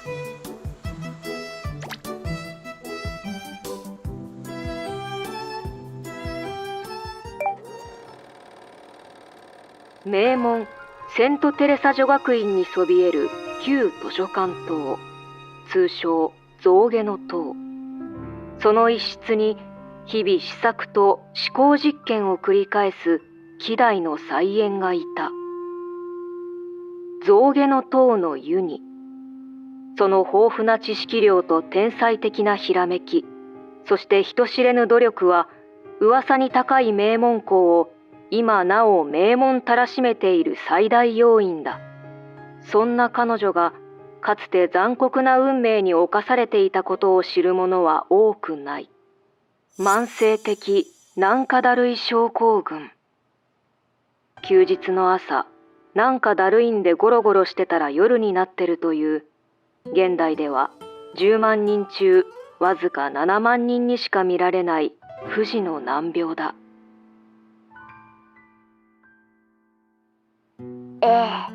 初めて聞いた時は声が出ませんでした。この人いつもゴロゴロしてるなって思うことは多かったんですけど、病気のことを知ったら、ああ、そういうことだったんだって。社交性豊かとは言い難いユニだが、その巧みな話術と愛らしい人柄を慕って集まってくる後輩も多い。同学院の1年生シエルさんもその一人だ。大江戸町まで行ってポーション処方してもらったりしてましたけど、やっぱり体力の前借りは副作用も強くて連用は難しいんでしょうね。朝から晩まで無駄にゴロゴロして本当に辛かったと思います。そんな時出会ったのがメルクリゾートだった。もちろん最初は私たちも半信半疑でしたよ。でもお医者様でもベスパの湯でもっていう絶望的な状況だったので、とりあえず騙されたと思って連れて行ってみたんです。すると立ちどころに異変が起こった。びっくりしましたね。もう目を輝かせて読書はかどるって急に元気になったんです。ほんとメリゾさんには感謝しかないですよ。その時の奇跡を振り返って今象牙の塔の菜園は満面の笑顔でこう語る。ここはまるで楽園みたい。まさに冬といえばサマーだわ。みんなも早くメルクリゾートビスタリアンズで大湯治よ。という第3弾を作ったわけだが、どうだろうか。諸君から頂戴したフィードバックを反映させ、今回は主演女優のセリフを大幅に減らしてみた。さあ、どうだろうか。だいぶ見やすくなりましたわ。クロエさんの多芸ぶりも伺えましたし、その時点で満足度はストップ高ですわ。私たちもいよいよ体制がついてきて、審査基準が多少ガバついておりますけれど、仲良し部さんらしい作品で私は良いと思いますわ。いいえ、論外です。審査の訴状にすら載っていません。ほう、手厳しい意見が出たものだ。詳しく聞かせ願おうか。内容云々を語る以前の問題です。今の時代ステルスマーケティングなど握手です。論外です。言葉を濁さず申し上げればバカじゃねえのという総評です。ああ、それはまあ。正直この場の全員が最初から思ってましたけども。そうなの？早く言って。いや、どうせクソさありきのネタ動画だし何でもいいかなって。ステマに関しても編集の段階で画面のどっかにプロモーションを含みますって一言テロップ入れときゃ済むし。これ編集とかするんです？どうあがいてもひどいんだし、中途半端に手入れるより取って出しの方が適当感あってまだ味ってことになりません？つっても限度あんじゃん。ここまで滑り倒してると仲間内のゴミを遊戯で片付かんって。あれ？ちょっと待って。今ってこれ、もう何でも言っちゃっていい時間になってるの？いい意味でです。なんだ、いい意味か。っていうか編集って言いますけども、そんな高度で面倒で時間かかることを誰がやってくれるんだっていう問題もあるじゃないですか。わかりました。めったなものを世に出されても困ります。その工程については生徒会の方で請け負いましょう。本当です。マリちゃん会長ありがちる。っていうか今更だけど、会長いたんだ。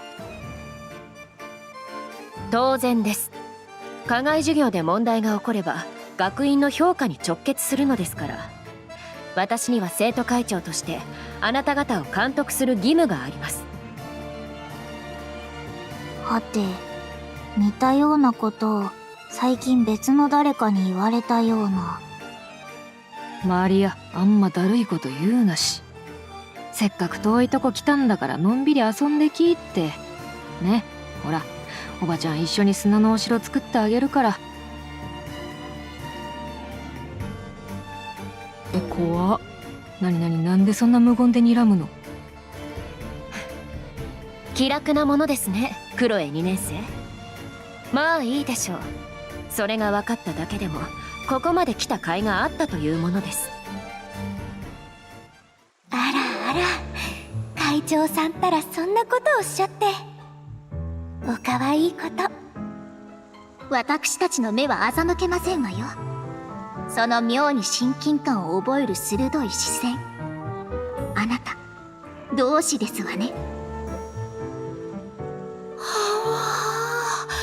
水着のクロエちゃんかっこよ。飛空艇呼んでここまで来た甲斐あったな。ん？どうした諸君。なぜ全員口角を上げたまま黙り込んでいる。何を悟ったんだ、その神秘的なアルカイックスマイルは。推しのよさみをわかる新規が増えてきて、最近は古参の私たちも鼻が高いですわ。ちなみに私たちは同担歓迎タイプのオタですわ。されど推し方は人それぞれ。会長さんの秘めたる思い、私たちは気づかなかったことにいたしますわ。にわかに厳しいジャンルは先が細いとも申しますわ。なんかこの辺急に寒気すんだけど。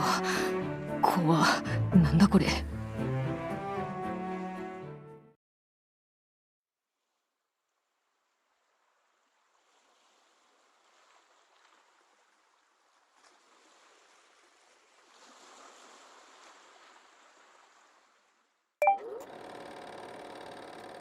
おはよう世界。どうも、幼なじみ3人組の仲良しユニチャンネルです。今日はですね、こちらのドリンク、ノン麦タイプのノンシュワになんとこのスースーする錠剤をミックスして、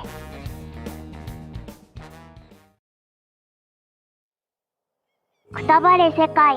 どうも、暴露系アングラ三人衆のテレジョブラック報道部です。今日はですね、オープンを間近に控えた某大型レジャー施設とその運営母体である某財団の闇をバリバリ暴いていきたいと。真冬の真夏がここにある。ゼンドソルが泣いた究極の感動体験。あっという間の2時間でした。やばいっす。バリクソ感動っす。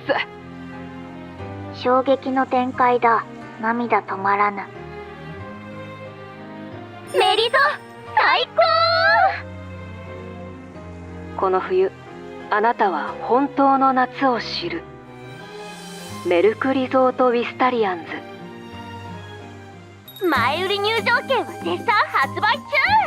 今ならもらえるカルミナのサイン入りメリゾまんじゅう。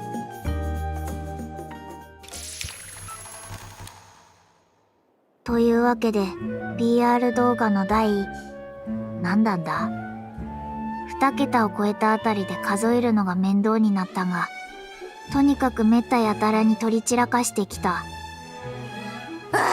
厚かましい。天下のつむぎちゃんに何させてんのこの先輩たち。さあ、ご覧いただいた視聴者諸君、どうだろうか。努力は認めましょう。下手な攻撃魔法も数打てば当たると言いますし。したらこの辺でフィックスってことでよき？そうですね。商業制作において完璧とは理想であって目標ではありません。上がらない良作より世に出た凡作こそが正義です。っていうことは、つまりこれで完成。しかしまだ多少の時間は残されています。全体的に最高の余地がないこともないでしょう。ふわっとしたフルリテイクやめてもらっていいっすか？やれやれ、結局また作り直しか。しかしこうしてまたネタ探しにあてもなく散歩してるわけだけど、いいアイディアってやつはなかなか降ってこないもんだな。そうだな。クロエくんの主人公ごっこもいよいよ言ってることが変わり映えしなくなってきたしな。っていうか、ほんとどうします？次の PR 動画。ユニ先輩なんか他にネタないんですか？ない。思いつく限りの悪ふざけは全て放出した。あ、よかった。悪ふざけの自覚はあったんですね。どうすっか。何度も撮ってるからスキルとモチベは勝手に上がってきたんだけど、ネタの方が先に尽きちゃうのは想定外だわ。マリアくんたちの大雑把な論調を思うに、正直どんな出来であれど我々がこれで行くと強く押せば通りはするのだろうが。不覚にもこっちのモチベが上がっちゃってる説。まあ100満足は無理にしても、それなりに自分らで納得できるもん出して終わりたくねっていう。最初は学校の課題だからしゃあねえ適当にやるかぐらいのテンションでしたけど、ここまで来ちゃったらもう最終しっかり褒められたいですもんね。財団は我々に何を期待してるのか、それをいつも考えていた。ことビジネスにおいては妥協しない彼女らが、予算削減のためだけに名も芸もない素人を使うとは思えない。なんかもう考えすぎてわかんなくなっちゃいましたね。てかじゃあ一旦頭リセットして普通にやってみる？何ですか普通って。いや知んないけど、普通の広報映像見たく？普通にちゃんと商品の紹介する的な？ああ、確かに存外やってなかったな、普通は。まず普通にやるって発想がなかったかもですね。なんでだろう。ウケる。どういう褒め言葉よ。いや別に褒めてはいないか。うん、よかろう。では次のテイクは普通をやるという方向で。どうしたクロエくん、一点を見つめて。別に。あそこの建物、なんかいかつい美女したおっちゃんたちがゾロゾロ出てきたからなんだろうと思って。ほんとだ。メリゾの朗らかスタッフさんたちとは服も雰囲気も違いますね。いかにも職人さんって感じ。何やんだろあそこ。建設途中のえっぐいアトラクションとかかな。学術的探求心がうずくな。少々覗いてみるか。ほほう、これは機械な。いや、機械というべきか。なんていうか、鉄って感じの地下室ですね。手が熱くない？何個の部屋謎に蒸すんですけど、水着でちょうど助かり。何の部屋かな。イユニ先輩わかります？あの壁に並んでる謎マシーンとか。かつて育てのじじいたちと理系の里を冷やかしに行った時、からくり工学の工房で似たような構造物を見た覚えがある。確か科学と魔導のハイブリッド機関で。よく勉強してるな、物知り姉ちゃん。なのに立ち入り禁止の札は読めなかったのか？勝手に入ってもらっちゃ困るぜ。出てってくれ。学生さんらが社会科見学中って話は聞いてるけどよ、この機関室ってのは言ってみりゃメルクリゾートの心臓部だ。素人が迂闊に近づいちゃなんねえ聖域なのさ。さようか。それは申し訳ない。だがここが心臓部とはどういうことだろうか。さっきあんたが言いかけてた通りさ。ここに並んでるのは科学と魔導のハイブリッド機関、魔導釜だ。それも滅法最新鋭のな。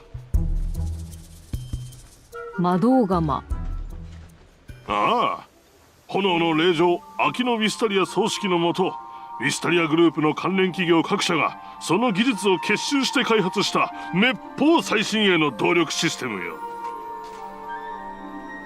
魔導釜といえば、それ一機で膨大なエネルギーを生成できると聞く。地上の温水プールに必要な熱や増波装置に必要な動力は皆これらの魔導釜によってもたらされているわけか。ああ、凍える大地にあって園内全館をポカポカ陽気に保っていられるのもこの滅法最新鋭な魔導釜のおかげってわけよ。最新鋭めっちゃ強調しますね。ああ、何せ滅法最新鋭すぎて俺たち下請けにも若干未知数なところがあるぐらいだからな。魔導釜大丈夫そう？いやだからだよ。だから迂闊に近づくなって言ってるんだ。たくよ、最近の学生は本当に考えが足りねえな。あほらほら、問題を起こす前に常識も知らねえ素人は蹴れ蹴れ。こんな汗くちゃいとこ言われなくても帰ります。そんな言い方しなくてもいいのに感じ悪。構うなチエル君。そして静かに祈ろう。どうか魔導釜に何らかの問題が発生して彼が本社のお偉方からネチネチ執拗に責められんことを。なんなら取り返しのつかない大故障が起こってほしい。いっそ爆発とかしてくんないかな。あ、それですね。断然値段絡みだし、実際ワンチャンありそうなオチですよね。ああ、根拠が値段だからというのは極めて説得力のある推論だ。むしろ爆発のために作られたような気さえしてくる。だし、あとリアルに爆発起きましたってなったら悪い意味で騒がれてプロモーション効果も見込めるじゃないですか。エクスプロージョンとかけてエクスプロモージョンなんつって、やかましいわ。ゲラゲラゲラゲラ。クソガキどもが、言っていい冗談と悪い冗談があんだろうが。なんだこのおっちゃん、急にでかい声出して。値段の爆発は必要悪。いや、もはや様式美だ。地獄も知らない素人が口を挟まないでもらいたい。だから爆発とかそういう不吉なことを言うなって言ってんだよ。俺はこう見えて弦を担ぐ方なんだ。職人の聖域で縁起でもねえこと口にすんじゃねいや知らんし、あんたに言ってるわけじゃねえわ。裏若き乙女が身内でガールズトークに花咲かせてるだけだわ。ねえ、ちょっと爆発みたいって言ってるだけなのにね。言うなって言ってんだろ。フラグ立てに来たのかてめえらは。今週のカニ座は序南の層が出てるから、お前らが来た時点で俺はもうちょっぴりナーバスになってんだよ。カニ座、そんな個人情報聞いてません。機嫌悪いからって怒鳴らないでください。爆発爆発。この野郎、ふざけんな。ぶん殴られてえのか。いいから爆発しろ。親方、おやつの時間ですぜ。出来たてのほかほかメリゾまんじゅう。あれ、親方、学生さんたちと何してんの？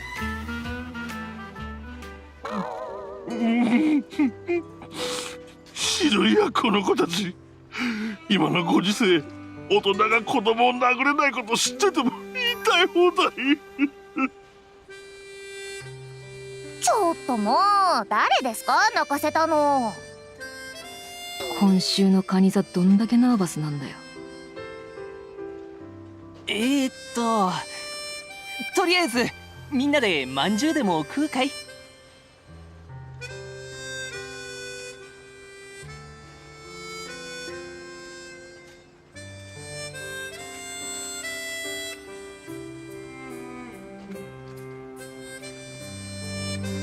おじちゃん、さっきはごめんね。こっちこそ。おまんじゅうおいしいね。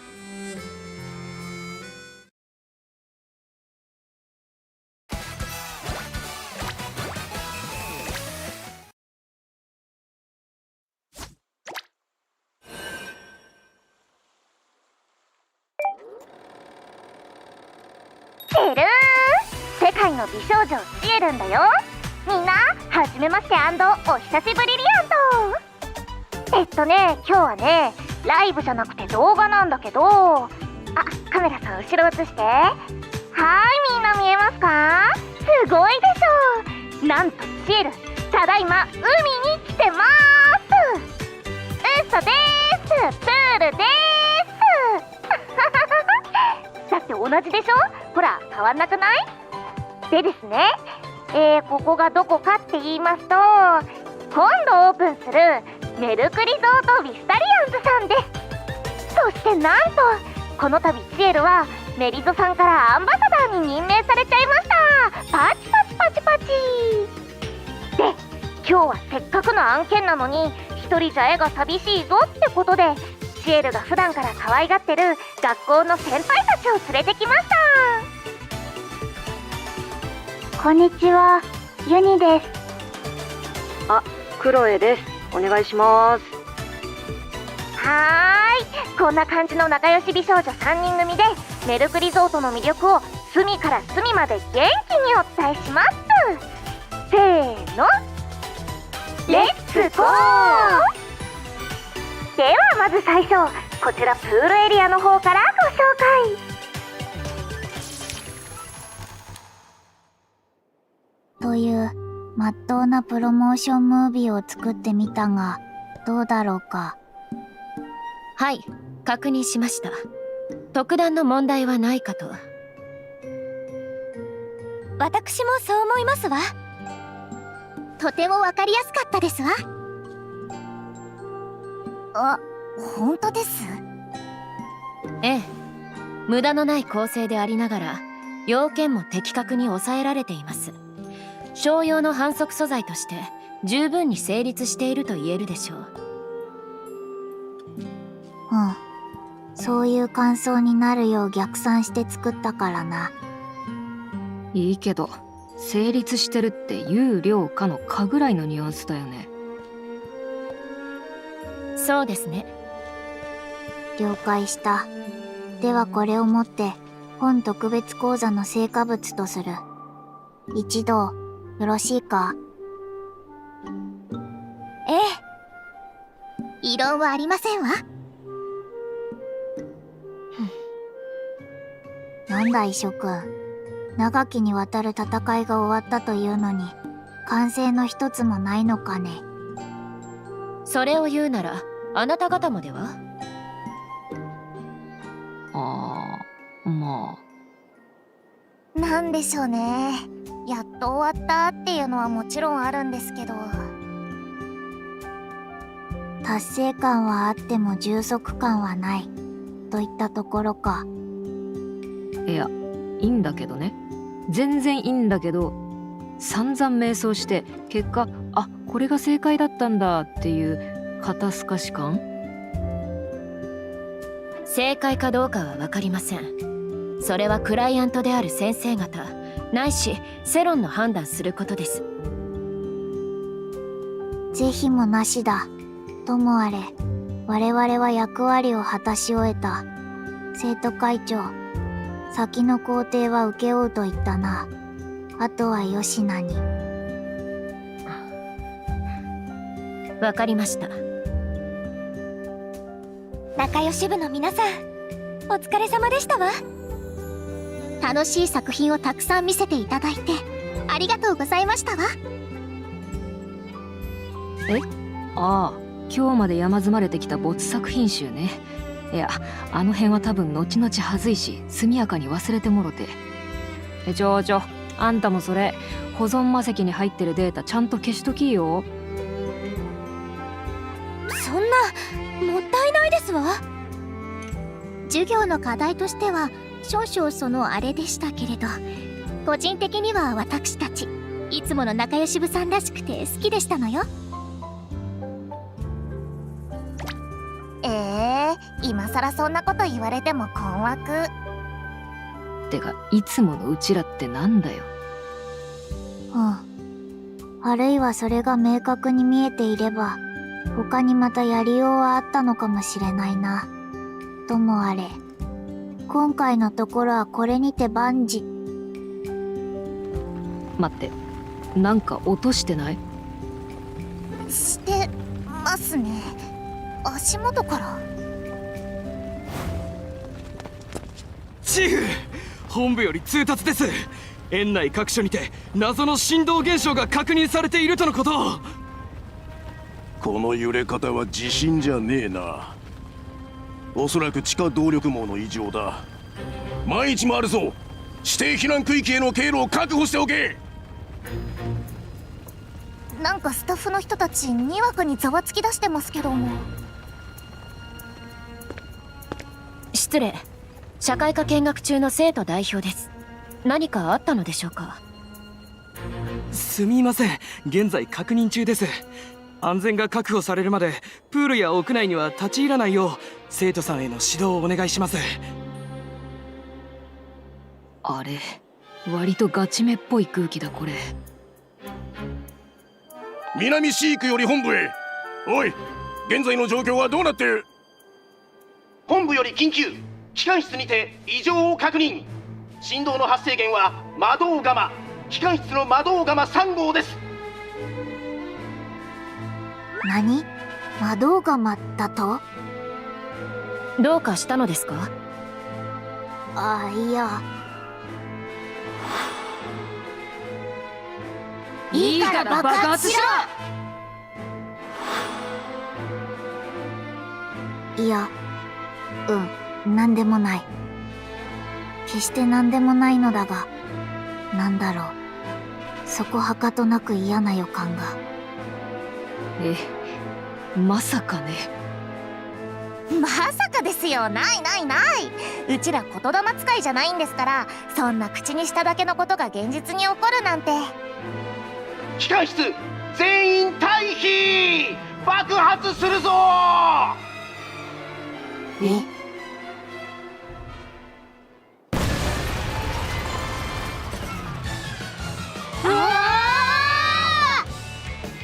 緊急緊急、機関室にて爆発事故発生。メリゾ燃えてる！は？ルーセントの方が今なんと？ちょっと先輩、こんな時に人聞きの悪すぎること口走らないでもらえません？ばまずいぞ翔くん。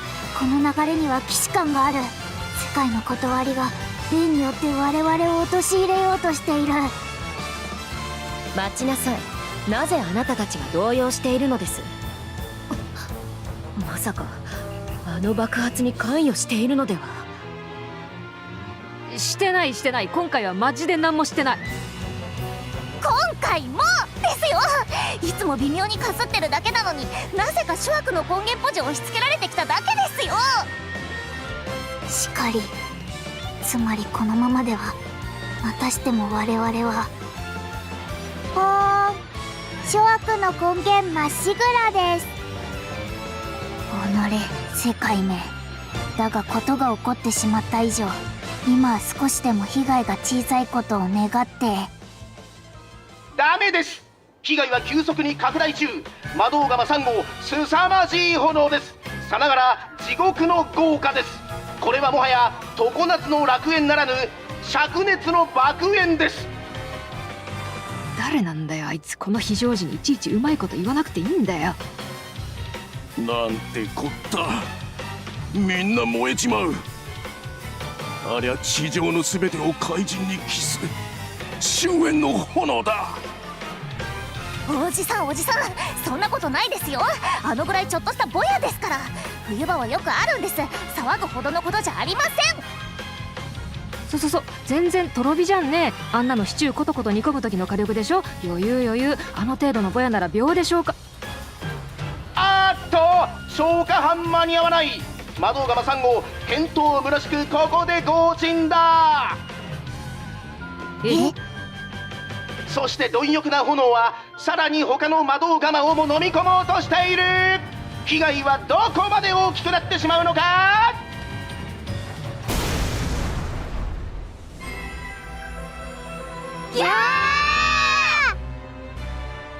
出た誘爆。出てしまった最悪の事態。ここで殿下の宝刀誘爆です。魔導釜3号に続いて4号、5号、6号と次々に大破炎上している。もう許してだが止まらない。爆発の連鎖は止まりません。天をつく豪華、砕け散る天外、そして吹き込むブリザード。これはもう収拾がつかない。炎と吹雪の競争曲だ。なんという惨事、なんという悲劇。どうしてこんなことになってしまったのか。この怒りと悲しみを我々はどこへぶつければよいのでしょう。そんなの決まってるじゃないですか。この大惨事を引き起こした諸悪の根源にですよ。よーし、魔女狩りの時間だ。どこかで息を潜めている諸悪の根源をあぶり出してやろうぜ。一族老頭皆殺しだ。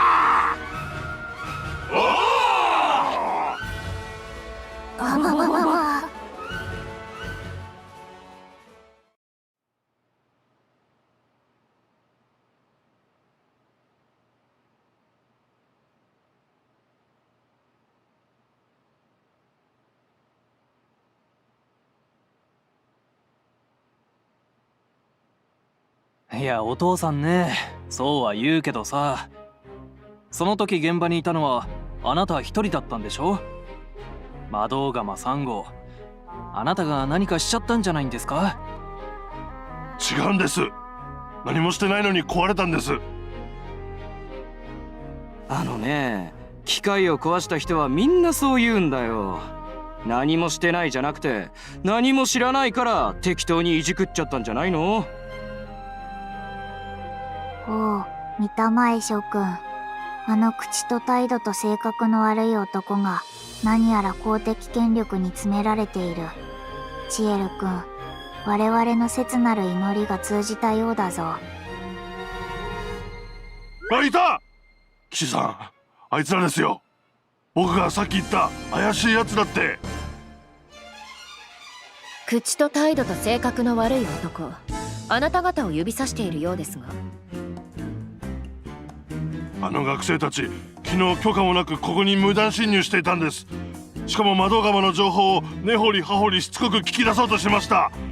今にして思えばあれはとても不審な行動だったと思います。ずるい。あの情緒不安定おじさん、自分が疑われてるからってこっちに容疑なすりつけようとしてる。なんという恥ずかしい大人だ。さては、あやつが今回の諸悪の根源か。こうなってくると騎士団がぜん邪魔だな。香木の命なかったらあのカニ座秒で殺してるんだけど。一応確認しておきますが、あなた方本当に潔白なんですよね。学生諸君、彼の供述は聞こえていたと思うが、君たちの言い分は？言い分も何もない。あの日の僕らは社会科見学の一環として東西最新鋭の動力機関について学術的に知見を得ていただけだ。端的に言えばただのお勉強。ちなみに我々が席を置くのは王都の名門セントテレサ女学院だ。おお、数々の分野に才女を輩出しているあの由緒正しき伝統校か。流れ変わりましたね。テレジョのブランド効果強強です。そうらしいですね。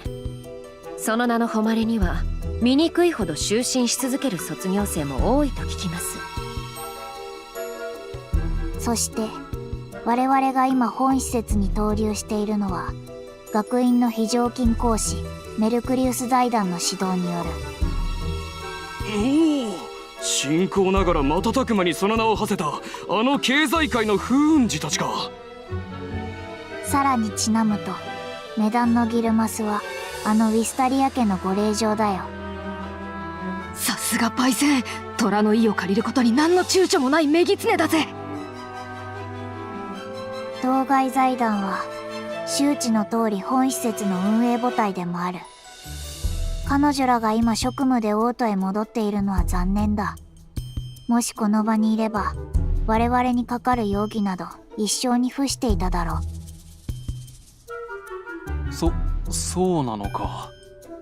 まあ名門校の生徒さんがそう言うなら。ああ、そうだな。ウィスタリア家の関係者がそう言うなら。でも騎士さん、僕聞いたんです。あいつら爆発見たいとか言いながらゲラゲラ笑ってたんです。何？魔導釜を魚にそんな猟奇的発言を。なんてことしてるのクロエちゃん、バカなの？いや、あれはだってノリじゃん。どう考えたって本気なわけないじゃん。通称ブラックジョーク。では発言したこと自体は認めるのか？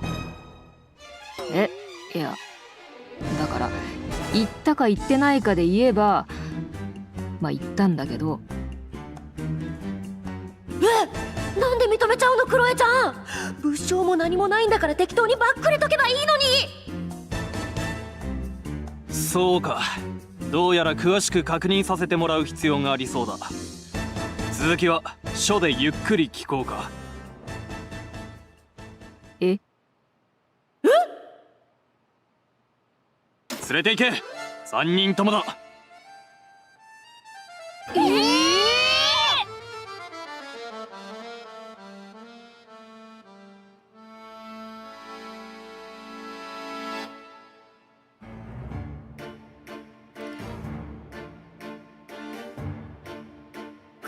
エちゃん、困るよもう。騎士団沙汰とかまたうるさいおばさんたちが圧かけてくるじゃん。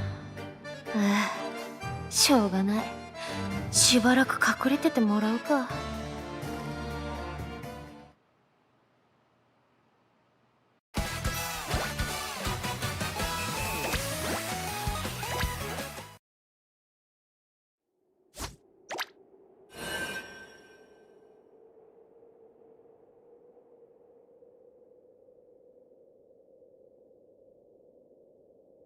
学生たちの間では今も昔も学園七不思議などと呼ばれる民間伝承が人気らしいな。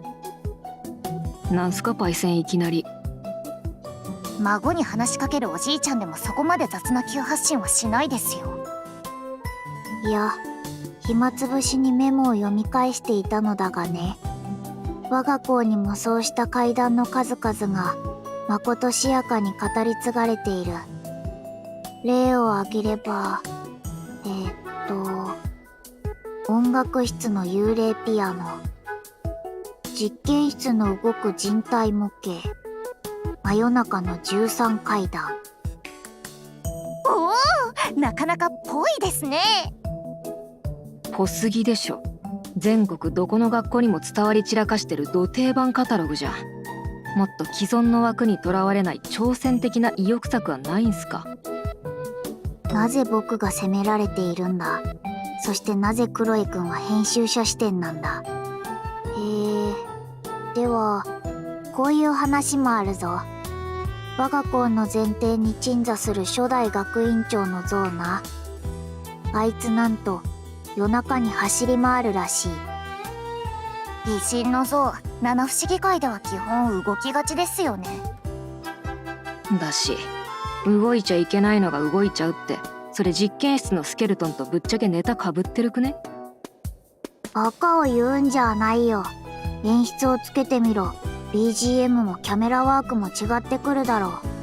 人体模型は忍び寄る恐怖、初代学院長は迫り来る恐怖だ。いや、緩急つけたとて。ユニ先輩、他にはどんなのがあるんです？踊り場の大鏡。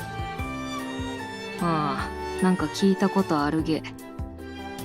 川屋の花子さん。ヒロインの名前だけはセンス感じるけどさ。桜の木の下には下以外のものが埋まっててほしいな。注文の多いクロエ君。それはユニ先輩の現状じゃん。さりげ心境吐露してるだけじゃん。おいチエル君、そろそろ助けたまえ。本来こういう分野は君の方が明るいだろう。そうですね。チエルが知ってんのは夜な夜なおままごとにふける幼女の霊ってやつです。夜な夜なおままごとにふける幼女の霊。何？この学院にそんな既存の枠にとらわれない挑戦的な怪異が。はい、草木も眠る牛蜜時、誰もいないはずの旧図書館棟に近づくと一人模擬家族演習の横に興じる謎のバブ声が響いてるらしいです。どういうことだ？意味がわからん。それは確かに恐ろしいな。本当だよ。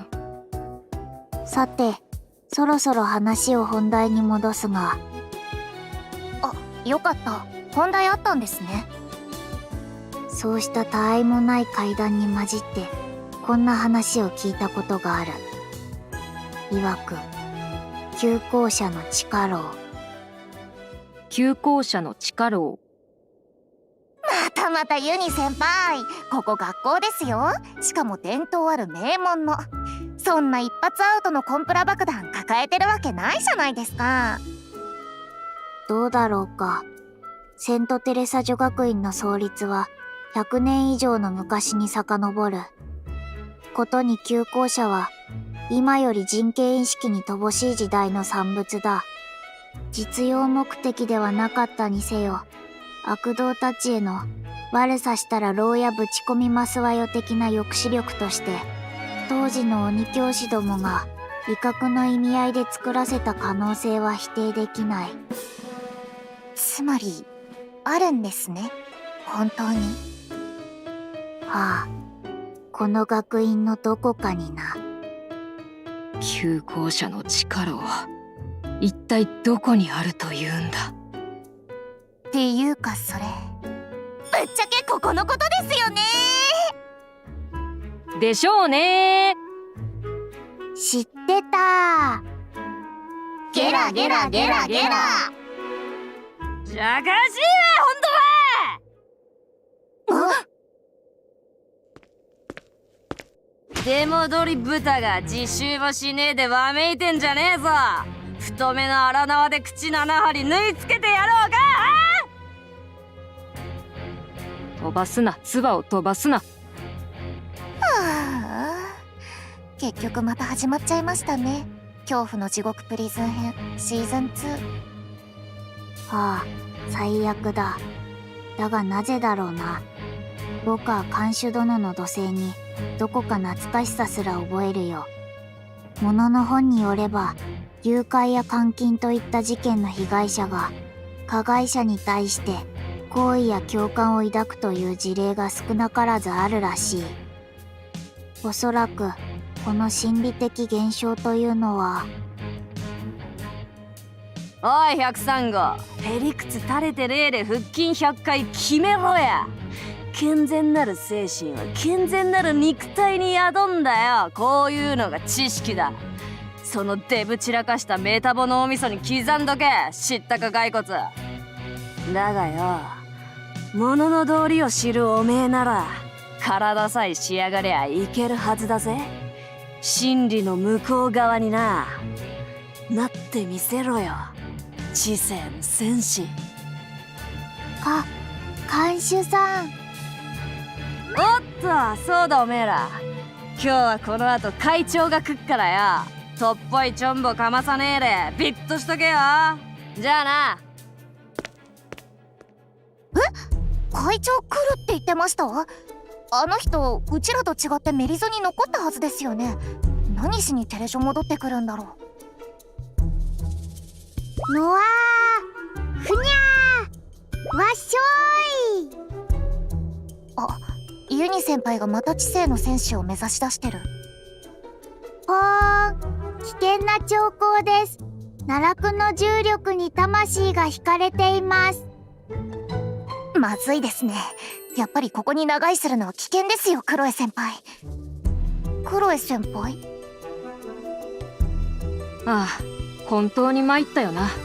俺たちだけ特別講座から外されて、こうしてテレジョの地下牢へ強制送還されちまったんだからさ。ユニ先輩大変です。クロエ先輩がまたやれやれ系主人公になりかけてます。しかし今思い返してもあの時は本当に大変だったぜ。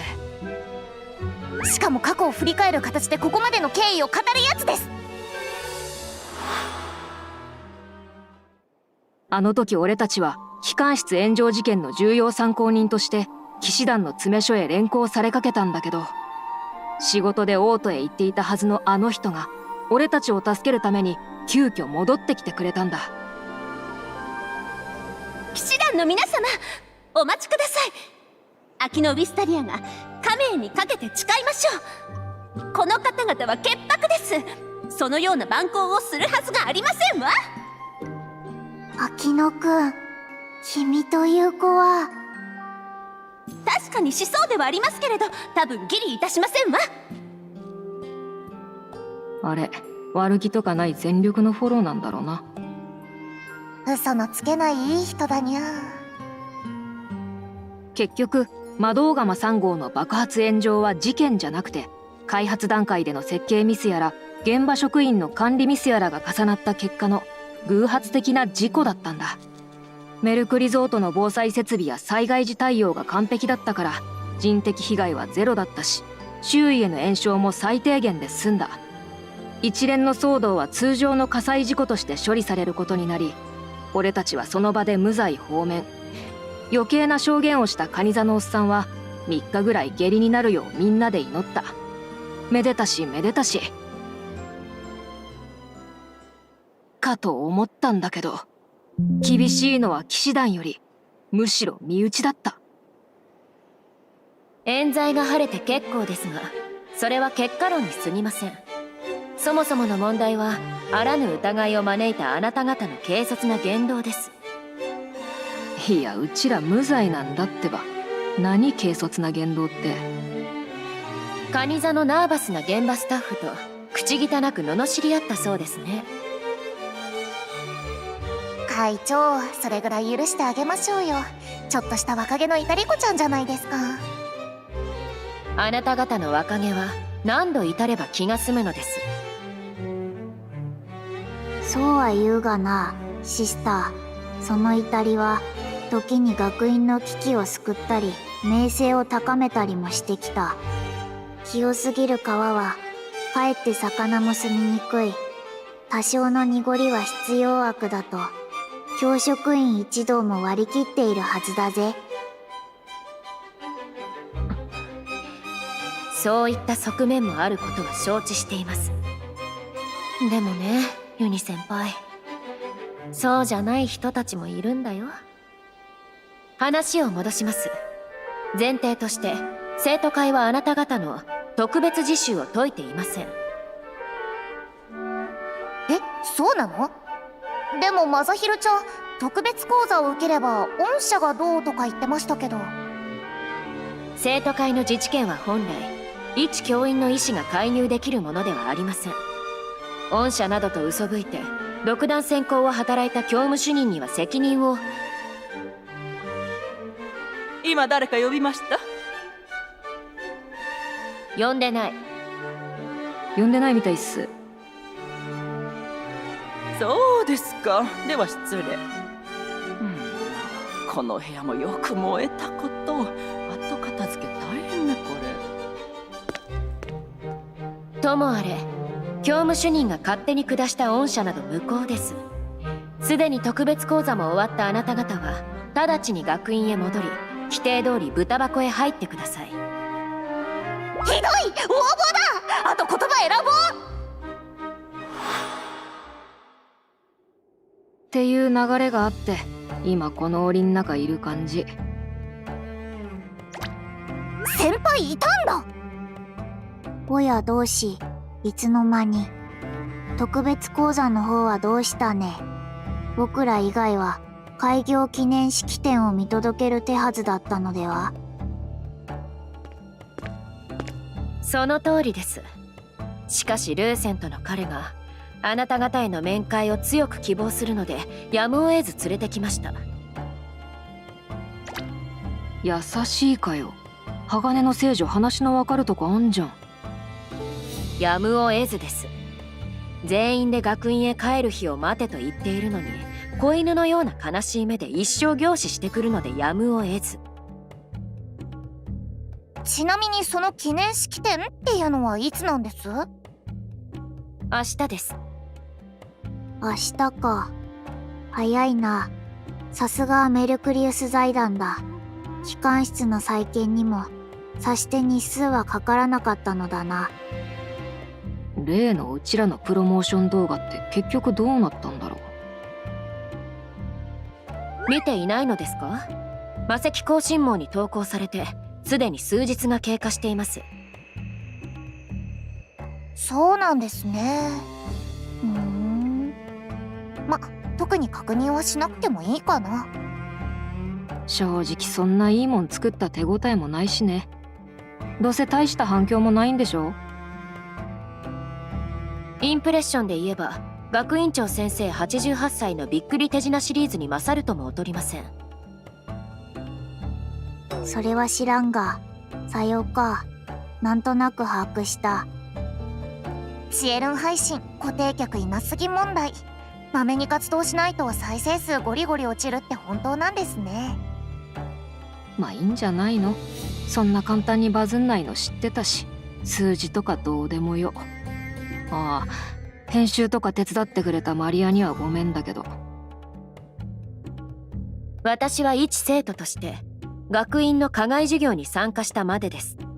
あなた方から個人的に感謝や謝罪をされる言われはありません。あ、そう。じゃあいいや。ですが仮に個人的な所感を述べるなら、編集をしていた際しばしば彼女たちの言葉がよぎりました。授業の課題としては少々そのあれでしたけれど、個人的には私たちいつもの仲良し部さんらしくて好きでしたのよ。ああ、言ってたな。またそれ。だから結局いつものうちらってなんなん？まあ今ならなんとなくちょっと分かってきた気もしますけどね。どのみち時すでに遅しこちゃんです。やんぬるかな。時間をいたずらに浪費しすぎた。そういえばマザーが以前言っていたな。青春とは過ぎ去って後、振り返って初めてそれだったと気づくらしい。いかにも老人の言いそうなことです。はあ、チエルの貴重な青春ゲージ目減りしちゃった。なんだ同志、突然どうした？便意か？間に合うのか？おお、そのキャメラまだ秋野くんに返していなかったのか。チェルほど。それは使えるかもしれんな。どういうことです？クライアントの言うまさしく等身大のプロモーションさ。それほどまでいつもの僕らとやらが求められているのならいいとも。そのまま見せてやろう。投げっぱなしの課題を無茶ぶられ、苦悩と瞑想を重ねる我々の姿をな。それいいかもです。悩んでるとこって絵として一番青春っぽいですもん。そういう意味では取れ高無限大ですよ。どこ切っても悩みシーンです。つまりあなた方の撮影風景をそのまま PR 素材にすると？そのままはさすがに尺があれだけど、適当にそれっぽく切り張りして。端的に還元すればユニちゃんズの日常ダイジェスト版だ。そうですね。仲良し部の日常ダイジェスト版ですね。しゃあ、やるか。やっちゃいましょう。チェル上がってまいりました。待ちなさい。檻の中で何を勝手にチェル上がっているのです。繰り返すまでもなく、あなた方は謹慎中のみ。謹慎期間中には特別自習が課せられているはずです。それ以外の作業を行うことは認められていません。それが規則です。マリア、さ。そんな固いことおっしゃらないよ。別に遊ぶためにサボるわけじゃないんですよ。特別講座の続きをやるっていう真面目な動機じゃないですか。シスター、貴様さては理系だな。融通を聞かせたまえよ。素行不良の生徒が改心すると言ってるのだ。君の守るべきは規則でなく教義だろう。違います。教義を守るためにこそ規則の絶対性が必要なのです。一度例外を認めればそれは悪しき前例として法に穴をうがちます。結論、おとなしく自習を続けなさい。以上です。ナタリー書記、メルクリゾートに戻る準備を。待って、会長行かないで。編集手伝って。あとナタリーちゃんはここにいません。ぐぬぬ、さすが鋼の聖女だ。取り付く島もない。むしろ血も涙もない。あいつ昔はあんなんじゃなかったのにな。あれ、ちょっと待てです。今会長ポケットから何か落としませんでした？はて、なんだろうか。後輩、すまんがちょっと見てきてくれ。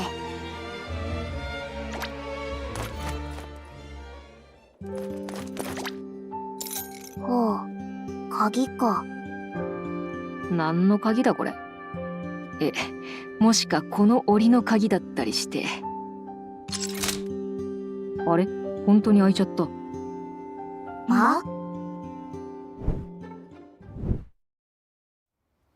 あとは任せます。仲良し部を名乗る帰宅部の皆さん、東大のセントテレサ女学院がいかに優秀であるか教えて差し上げなさい。特別講師の先生方に、ゼンドソルのインフルエンサーに、そしていちいち口出ししてくる旧時代の終わってるクソババアどもに。これってマリちゃん会長がわざと鍵を落としてたってことですよね。やだ、嘘、神。ウケる。あいつめんどすぎ。組んでやろう、クロエ君。きっと彼女には立場というものがあるのだ。せいぜい過失という形でしか不良生徒には答えられんのさ。ぽーん、粋な計らいです。さあ、これで邪魔するものはなくなりましたよ。チェルッと地上に出て特別講座最後の大仕上げといきましょう。チェルー。セントテレサ女学院。この不吉な歌は。ごきげんよ、シャバブタども。会長の次は楽しいあたいの時間。待てよ、おい、何してんだおめえら。なんで豚が勝手に檻から出てんだよ。いや、勝手にとかちゃくて、事情ちょっと複雑系なんすけど、さっきマリアがこれ。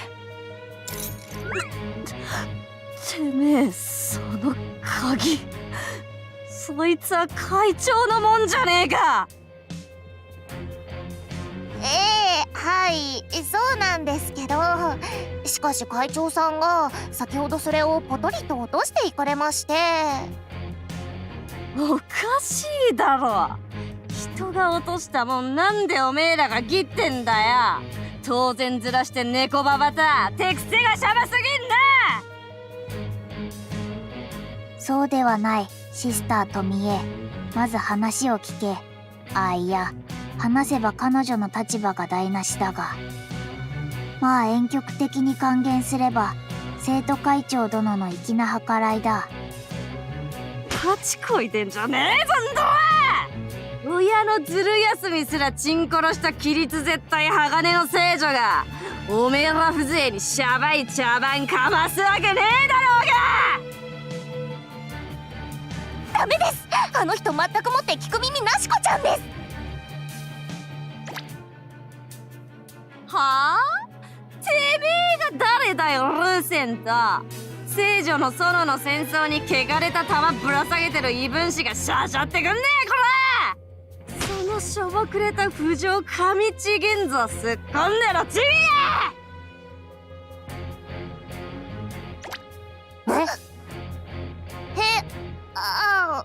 なんですかね。いや、ちょっと私わかんないです。なんか前髪伸びたわ。そろそろキリ行かないとな。後輩、子供はそろそろ寝る時間だ。向こうで休んでいなさい。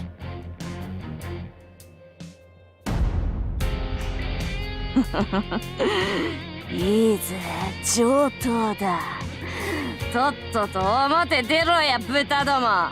おめえらのしゃばりきった根性叩き直してやっからや。お前も成人君子にしてやろうか。おとみさんもう完全にかかっちゃってんじゃん。これも流れ的に話とか通じないやつだわ。今さら引っ込みつかないでしょうしね。仮に説明したところでそうだったんだごめんねとはなりません。拳で語り合わないと進まない通称強制イベントです。やれやれ、融通の利かない世界だ。あくまでボスを超えねばゲームは終わらんということか。会長、待っててくれ。あんたの誇りはあたいが取り返す。正義執行だ、こ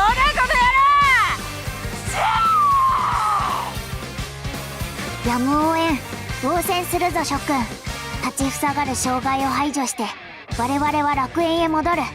端的に還元すればユニちゃんズフルバーストだ。そうですね、仲良し部フルバーストです。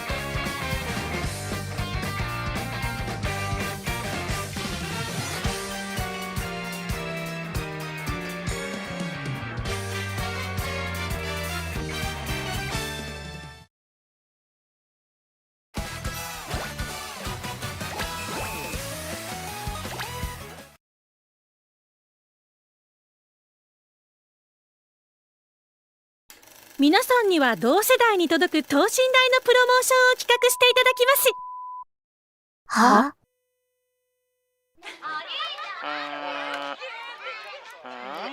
等身大のプロモーションって何？要は案件ってやつじゃないです。配信界隈で企業が個人に依頼するというあれか。よし。はお、これうまっ。本当ですか？やんないよ。ブー。後輩、なんだその魔道具は。先輩それひょっとして今カメラ回してます？プロモーションムービー。ちょっとチエル今顔作ってなかったんですけど。何肖像権侵害してんだこら。おい、出演料は出るんだろうな。事務所通せ、事務所。これぞ全天候型屋内遊泳場メルクリゾートウィスタリアンズですわ。すごーい、海だ。ステマ感やばって感じなんですけど。全体的に最高の余地がないこともないでしょう。ふわっとしたフルリテイクやめてもらっていいすか？冬といえばサマーですわ。いや実際すごいんですけど、こんな山奥に作ることはなくないです？パイセン、寝たら死ぬぞ。いっそ爆発とかしてくんないかな。山の彼方の空遠く、楽園あると人の言う。いつものうちらってなんだよ。なんかもう考えすぎてわかんなくなっちゃいましたね。つまり端的に還元すればここが青春だ。いいから爆発しろー。バリクソ感動っす。涙止まらぬ。チェラルレチェポパメリゾ最高。カット。さ、困るよ二人。何やって。待って、なんか落としてない？してますね。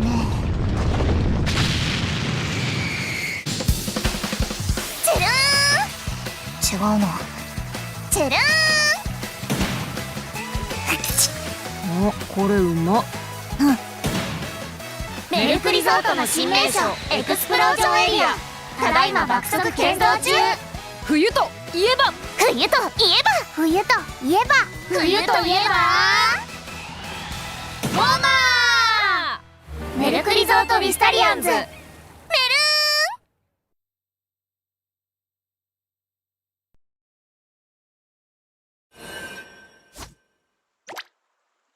と最終的にこのような動画が完成したわけだが、どうだろうか。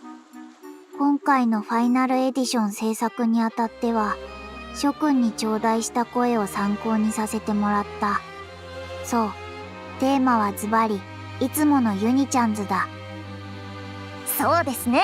テーマはズバリ、いつもの仲良し部ですね。すでに財団を通じて世に発信されてはいるが、僕らは誰より君たちの感想を聞きたいのだ。忌憚のない意見を述べてもらって構わない。さて、どうだろうか。ひどいですわ。ひどすぎて最高ですわ。よし、褒め言葉いただきました。届いたな、僕らの等身大が。これが充足感か。メモしておこう。メモ。みんな徹夜作業お疲れ様。おや、講師諸君、どうしたね。まだステージエリアで記念式典真っ只中のはずだが。そっちは今落ち着いてるから秋野に任せてきたにゃ。というより秋野さんの方からみんなに早くお礼を言ってきてって。改めてありがとうみんな。プロモーション動画魔石更新網でも評価は上々よ。午前中に投稿したばかりだけど初速としては快調な出足だわ。本当ですか？いきなりそんなうまいこといくものなんですね。やだ、もしかしてこのチーム天才？仕事で縁のあったインフルエンサーたちに見てもらったにゃ。おおむね気に入られたみたいでじゃんじゃん拡散してくれてるにゃ。ああ、そういうロケットダッシュが。数字持ってるやつ強え。そのような太いパイプがあるなら、最初から我々ではなくそちらを宣伝大使に、などという野暮は言わぬが花か。本当よ。私たちが今回求めていたのは数字や効率じゃなくて、ここにいるみんなが作り上げてくれるものだったんだから。美冬姉さん。クロエ先輩、感銘を受けてるとこ悪いんですけど、多分あれ特別講座だからっていうのをいい感じに言い換えてるだけだと思いますよ。あの映像メインゲート前の大型投影幕でも流してるんだけど、若い子たちがいっぱい立ち止まってくれてたわ。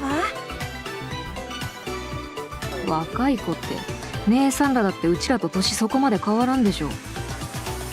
講師諸君、先ほどから視聴者の反応ばかり報告してくれるが、できればクライアント個人の偽らぬ所感も頂戴したいものだ。なかなかスリリングな質問してくれるわね。今私たちの感性が時代に問われている気がするわ。そうね、うかつにネガティブなことを言おうものなら、ああ、姉さん方もうそっち側っすかみたいな目で見られそうだわ。偏見に満ちた似てないモノマネやめてもらっていいっすか。私らの感想なんて今さら愚問にゃ。よくないと思ってたらこんな大々的に発信してないにゃ。内容はともかくとして仲良し部のみんなに期待してたのは、ああいうなんだか苦笑いのこみ上げてくるものだった気がするわ。そうね、内容はともかくああいうのは私たちじゃ作れないわ。内容はともかく君たちに任せてよかったって思えたにゃ。内容はともかく先生方にそう言っていただけて光栄ですこと。内容はともかく先生いたんだ。どんだけ内容ともかくんだよ。いやいや、議論の余地は織り込み済みさ。僕は万人に受けようなどと思っていない。新進気鋭のクリエイターユニ監督の挑戦的な意欲作だからな。ものは言いようです。でも編集に関しては生徒会の人たちの悪意が入ってません？世界の美少女の目を爆弾に加工するとか一体どこ需要なんです？生徒かいな。最終的にはなんだかんだ手伝ってもらったから文句は言えんけど、それはそれとしてあのイカレ聖女だけはマジ勘弁だわ。人の話聞かないわ、勝手にブチギレて襲いかかってくるわ、倒しても起き上がってくるわ。ありえなすぎ。あのあと富江くんは生徒会長に叱責されてシュンとしていたな。今頃は旧校舎の地下牢でおとなしく反省しているのではないかね。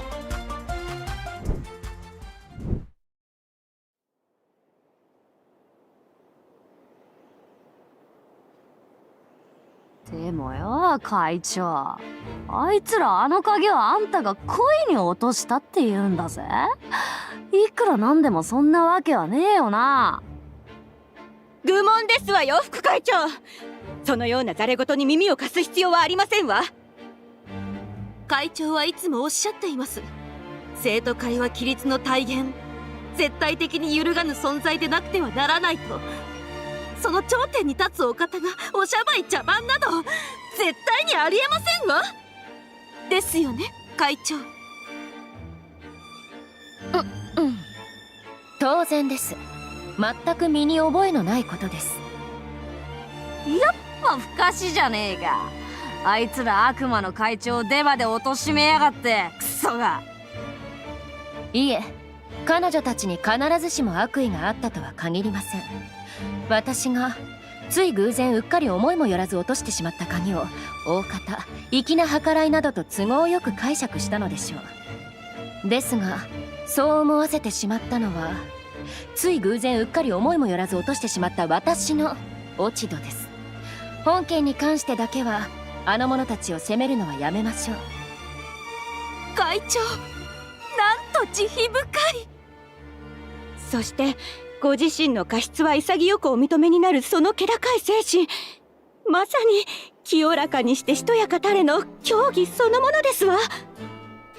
セントテレサ女学院の擬人化キャラですわ。やっぱ鋼の聖女はすげえな。惚れ直したぜ。いやちげえぞ。別に変な意味じゃねえからな。勘違いすんじゃねえぞてめえ、この自情自爆こじらせ偽善者がよ。怖っ。怖っ。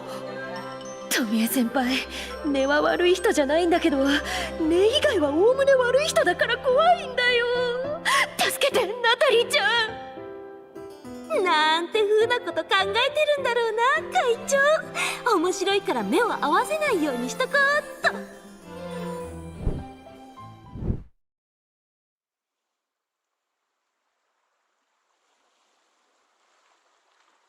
内容はともかくとして、あのラスト謎の爆発押しは一体何だったのにゃ？せっかく撮れてたスクープ映像だ。使わない手はないだろう。先輩死後出来です。あんな爆発らしい爆発狙っててもなかなか撮れないですよ。何らかの報道賞をもらっていいぐらいです。おかげであれに触発された秋野がまた新しいビジネスプランを立ち上げるらしいに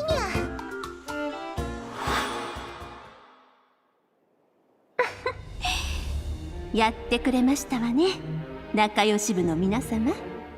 このプロモーションが集客を呼ぶことは想像に難くありません。ですが来園者の意識には大きな変革が訪れることでしょう。どういうことにゃ？これをご覧になったお客様は爆発を期待しておいでになるはずでしたら、我らがメルクリゾートでは今後の新たな需要を見越し、バラエティ豊かな爆発系アクティビティをご用意いたしましょう。題して新登場エクスプロージョンエリア。さあドッカンドッカン爆発させますわよ。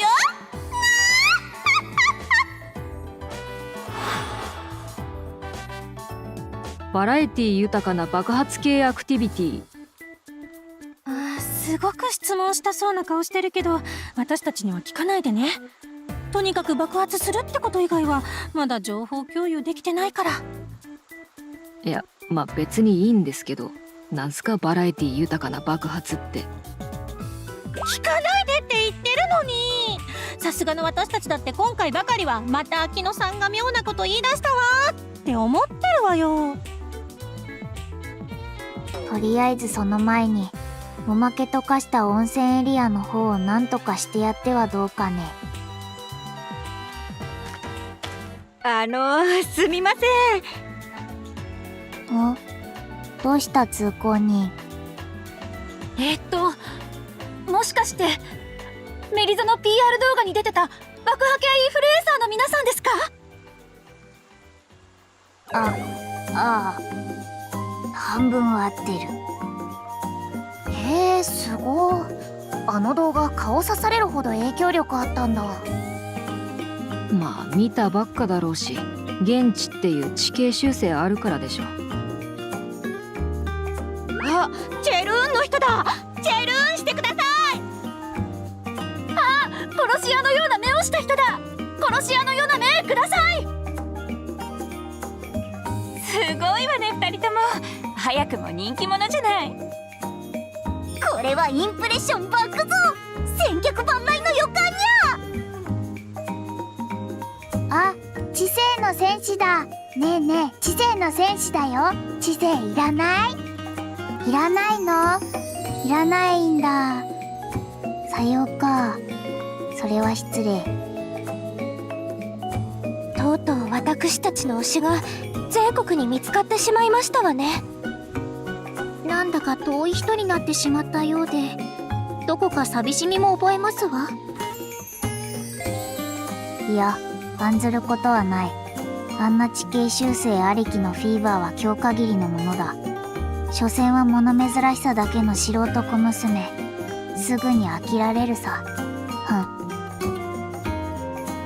あの動画すごく良かったです。特に爆発シーンが音も映像もめちゃめちゃ本物っぽくて。でしょうね、本物だからね。その時の皆さんの驚いたリアクションがまた生々しくって。そっちはむしろゴリゴリに脚色されてんだけどね。驚くと目ん玉が爆弾になる人間とか現実に見た時ないでしょ。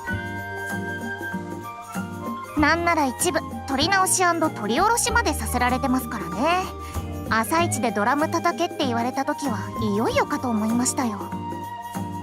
しかしなあ、仮にも現実に起こった爆発事故をエンタメとして消費するのはいささか不謹慎ではないだろうか。けしからん。これは削除要請もやむなしだな。外野から非難の声が上がっても負けないでください。私たちはこれからも応援します。不謹慎中の言うことなんか無視して、これからも頑張ってくださいね。ありがチェル。バイバイ、またね。まあこれからとかないんだけどね。ああ、いろいろな意味でやりきった。端的に還元すれば僕は満足だ。ですね。素敵な青春の1ページが残せました。でもやっぱりチエルはああいうの出るより見る方が性に合ってます。というわけでぼちぼちカルミナちゃんライブの時間です。お集まりの皆さん、本日はお疲れ様でした。はい、解散。そしてチエルは一人ステージエリアへ。待って、みんなちょっといいかしら。どうしたみ冬氏。バイトリーダーが新人に急なシフト変更を打診する時のような声で。今通信魔道具で連絡があって、うちのギルドマスターがみんなに話があるって言ってるんだけど。なんだろう。秋野先輩って今ステージエリアですよね。まあ別に話ぐらい全然いいっすけど。あ、そう？よかった。それじゃああとはお願いね。大丈夫よ。特別講座を乗り切ったみんなならできるわ。それじゃあ頑張れにゃ教え子たち。さらばにゃー。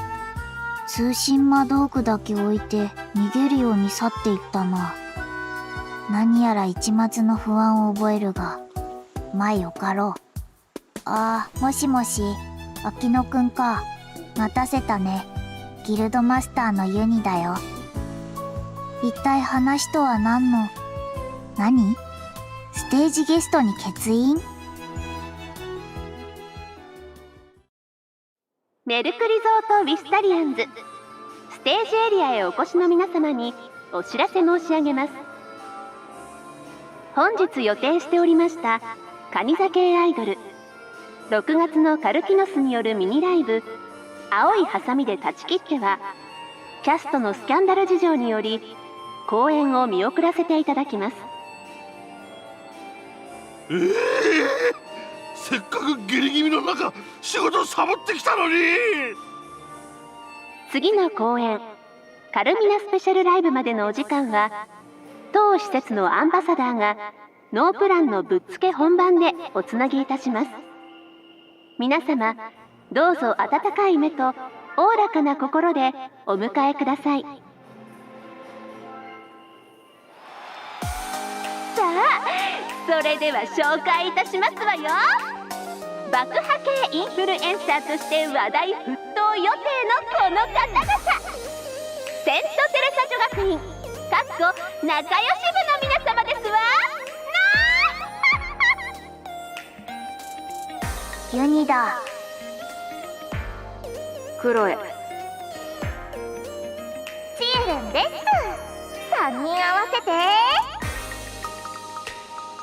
仲良し部です。なんですかあれは。なぜ彼女たちが舞台上に。なんだあいつら、どういうピエロだよ。私チカちゃん見に来ただけなのに突如学院の風紀が危機の予感っていうか、この展開一度見たことある。どういうことクロエちゃん。いよいよ本格的にアイドルデビューしたの。私以外のこと。なあ会長、最近は上も案外面白いんだな。失敬。今感情の整理が追いつきません。その話については戻ってから生徒会室で伺いましょう。行かねえよターコ。チェルーン、みんなはじめましてお久しぶりリアンド。はい、というわけでですね、我々同じ学校の先輩後輩でトリをやらせてもらってますけども、まあせっかくですからね、今日は名前だけでも覚えて帰ってください。さすがクロエくんだ。2度目のステージともなるとなかなか MC がどうに入っているな。 MC っていうか漫才ですけどねあれ。っていうかぶっちゃけただの素人さんです。お後がよろしくなるまでのつなぎ要員です。興味なくてもお手柔らかめにおなじゃーす。大丈夫だよ。頑張ってチエルさん、今日は私が応援させてもらいますからね。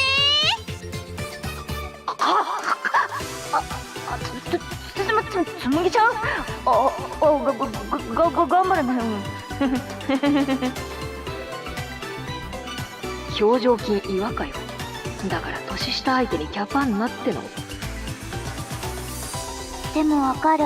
うん、なんか魂でわかる。クロエさん、めちゃすこですわ。今日もクロエさんが抜群に神話ですわ。うるせえぞ身内、サンキューな。ユニ博士もしっかりおやりなさい。めっぽう頑張れよ物知り姉ちゃん。はて、僕宛ての精鋭だけ妙に平均年齢が高いような。ぽーん、親心ないし同情票です。みんな私たちの PR 動画は見てくれた？今日は大人たちの都合でこんなとこに担ぎ上げられちゃった。なんか歌えって言われてるんだけど歌っちゃってもいいかな？レ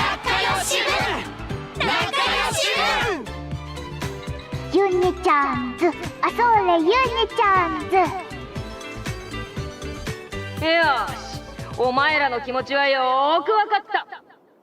そんじゃ仲良し部のメリゾ出張ライブ激アツめで始めんぞカルミナマシの冷えてるみんなもガンガン体温めていこうぜ。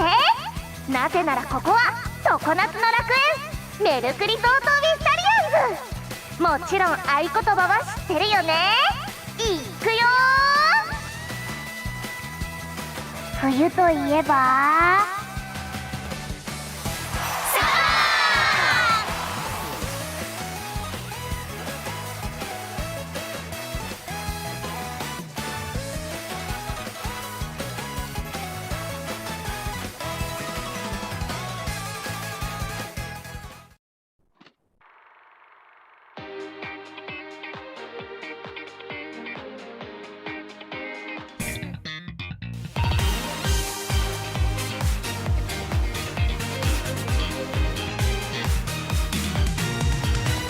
青空でガールストーク男子禁制たぜブゼイアパンチュエルハラスメント行き先はサンセットビーチ最高になってみせるラブファンタジー。先生これは何ですか？恋ですか？愛ですか？夏のせいですか？あなたかなりわかんないみたい。刻み出す心拍数始まりずむさえ感覚がドクドクと短くなる気がする。ギラギラと照らす太陽に微熱上げていく太陽は偶然なんかじゃない革新的な眩しすぎるし広くてマジなりバケーションハイテンション乗り遅れてもグッデイ恋はスローモーション全てはもうそのサマーハレーション。ずっとじりじり閉じれるロンリネス会えない毎日本気ですときめき止まらないんだよ。グッデイこの胸のパッションまあちょっとだけどねざまでフィクション。グッデイマジなりバケーション。収録終わってるよ。どうします？どっかで打ち上げてきます？反省会しましょう。反省会。いや歌詞忘れてんじゃん。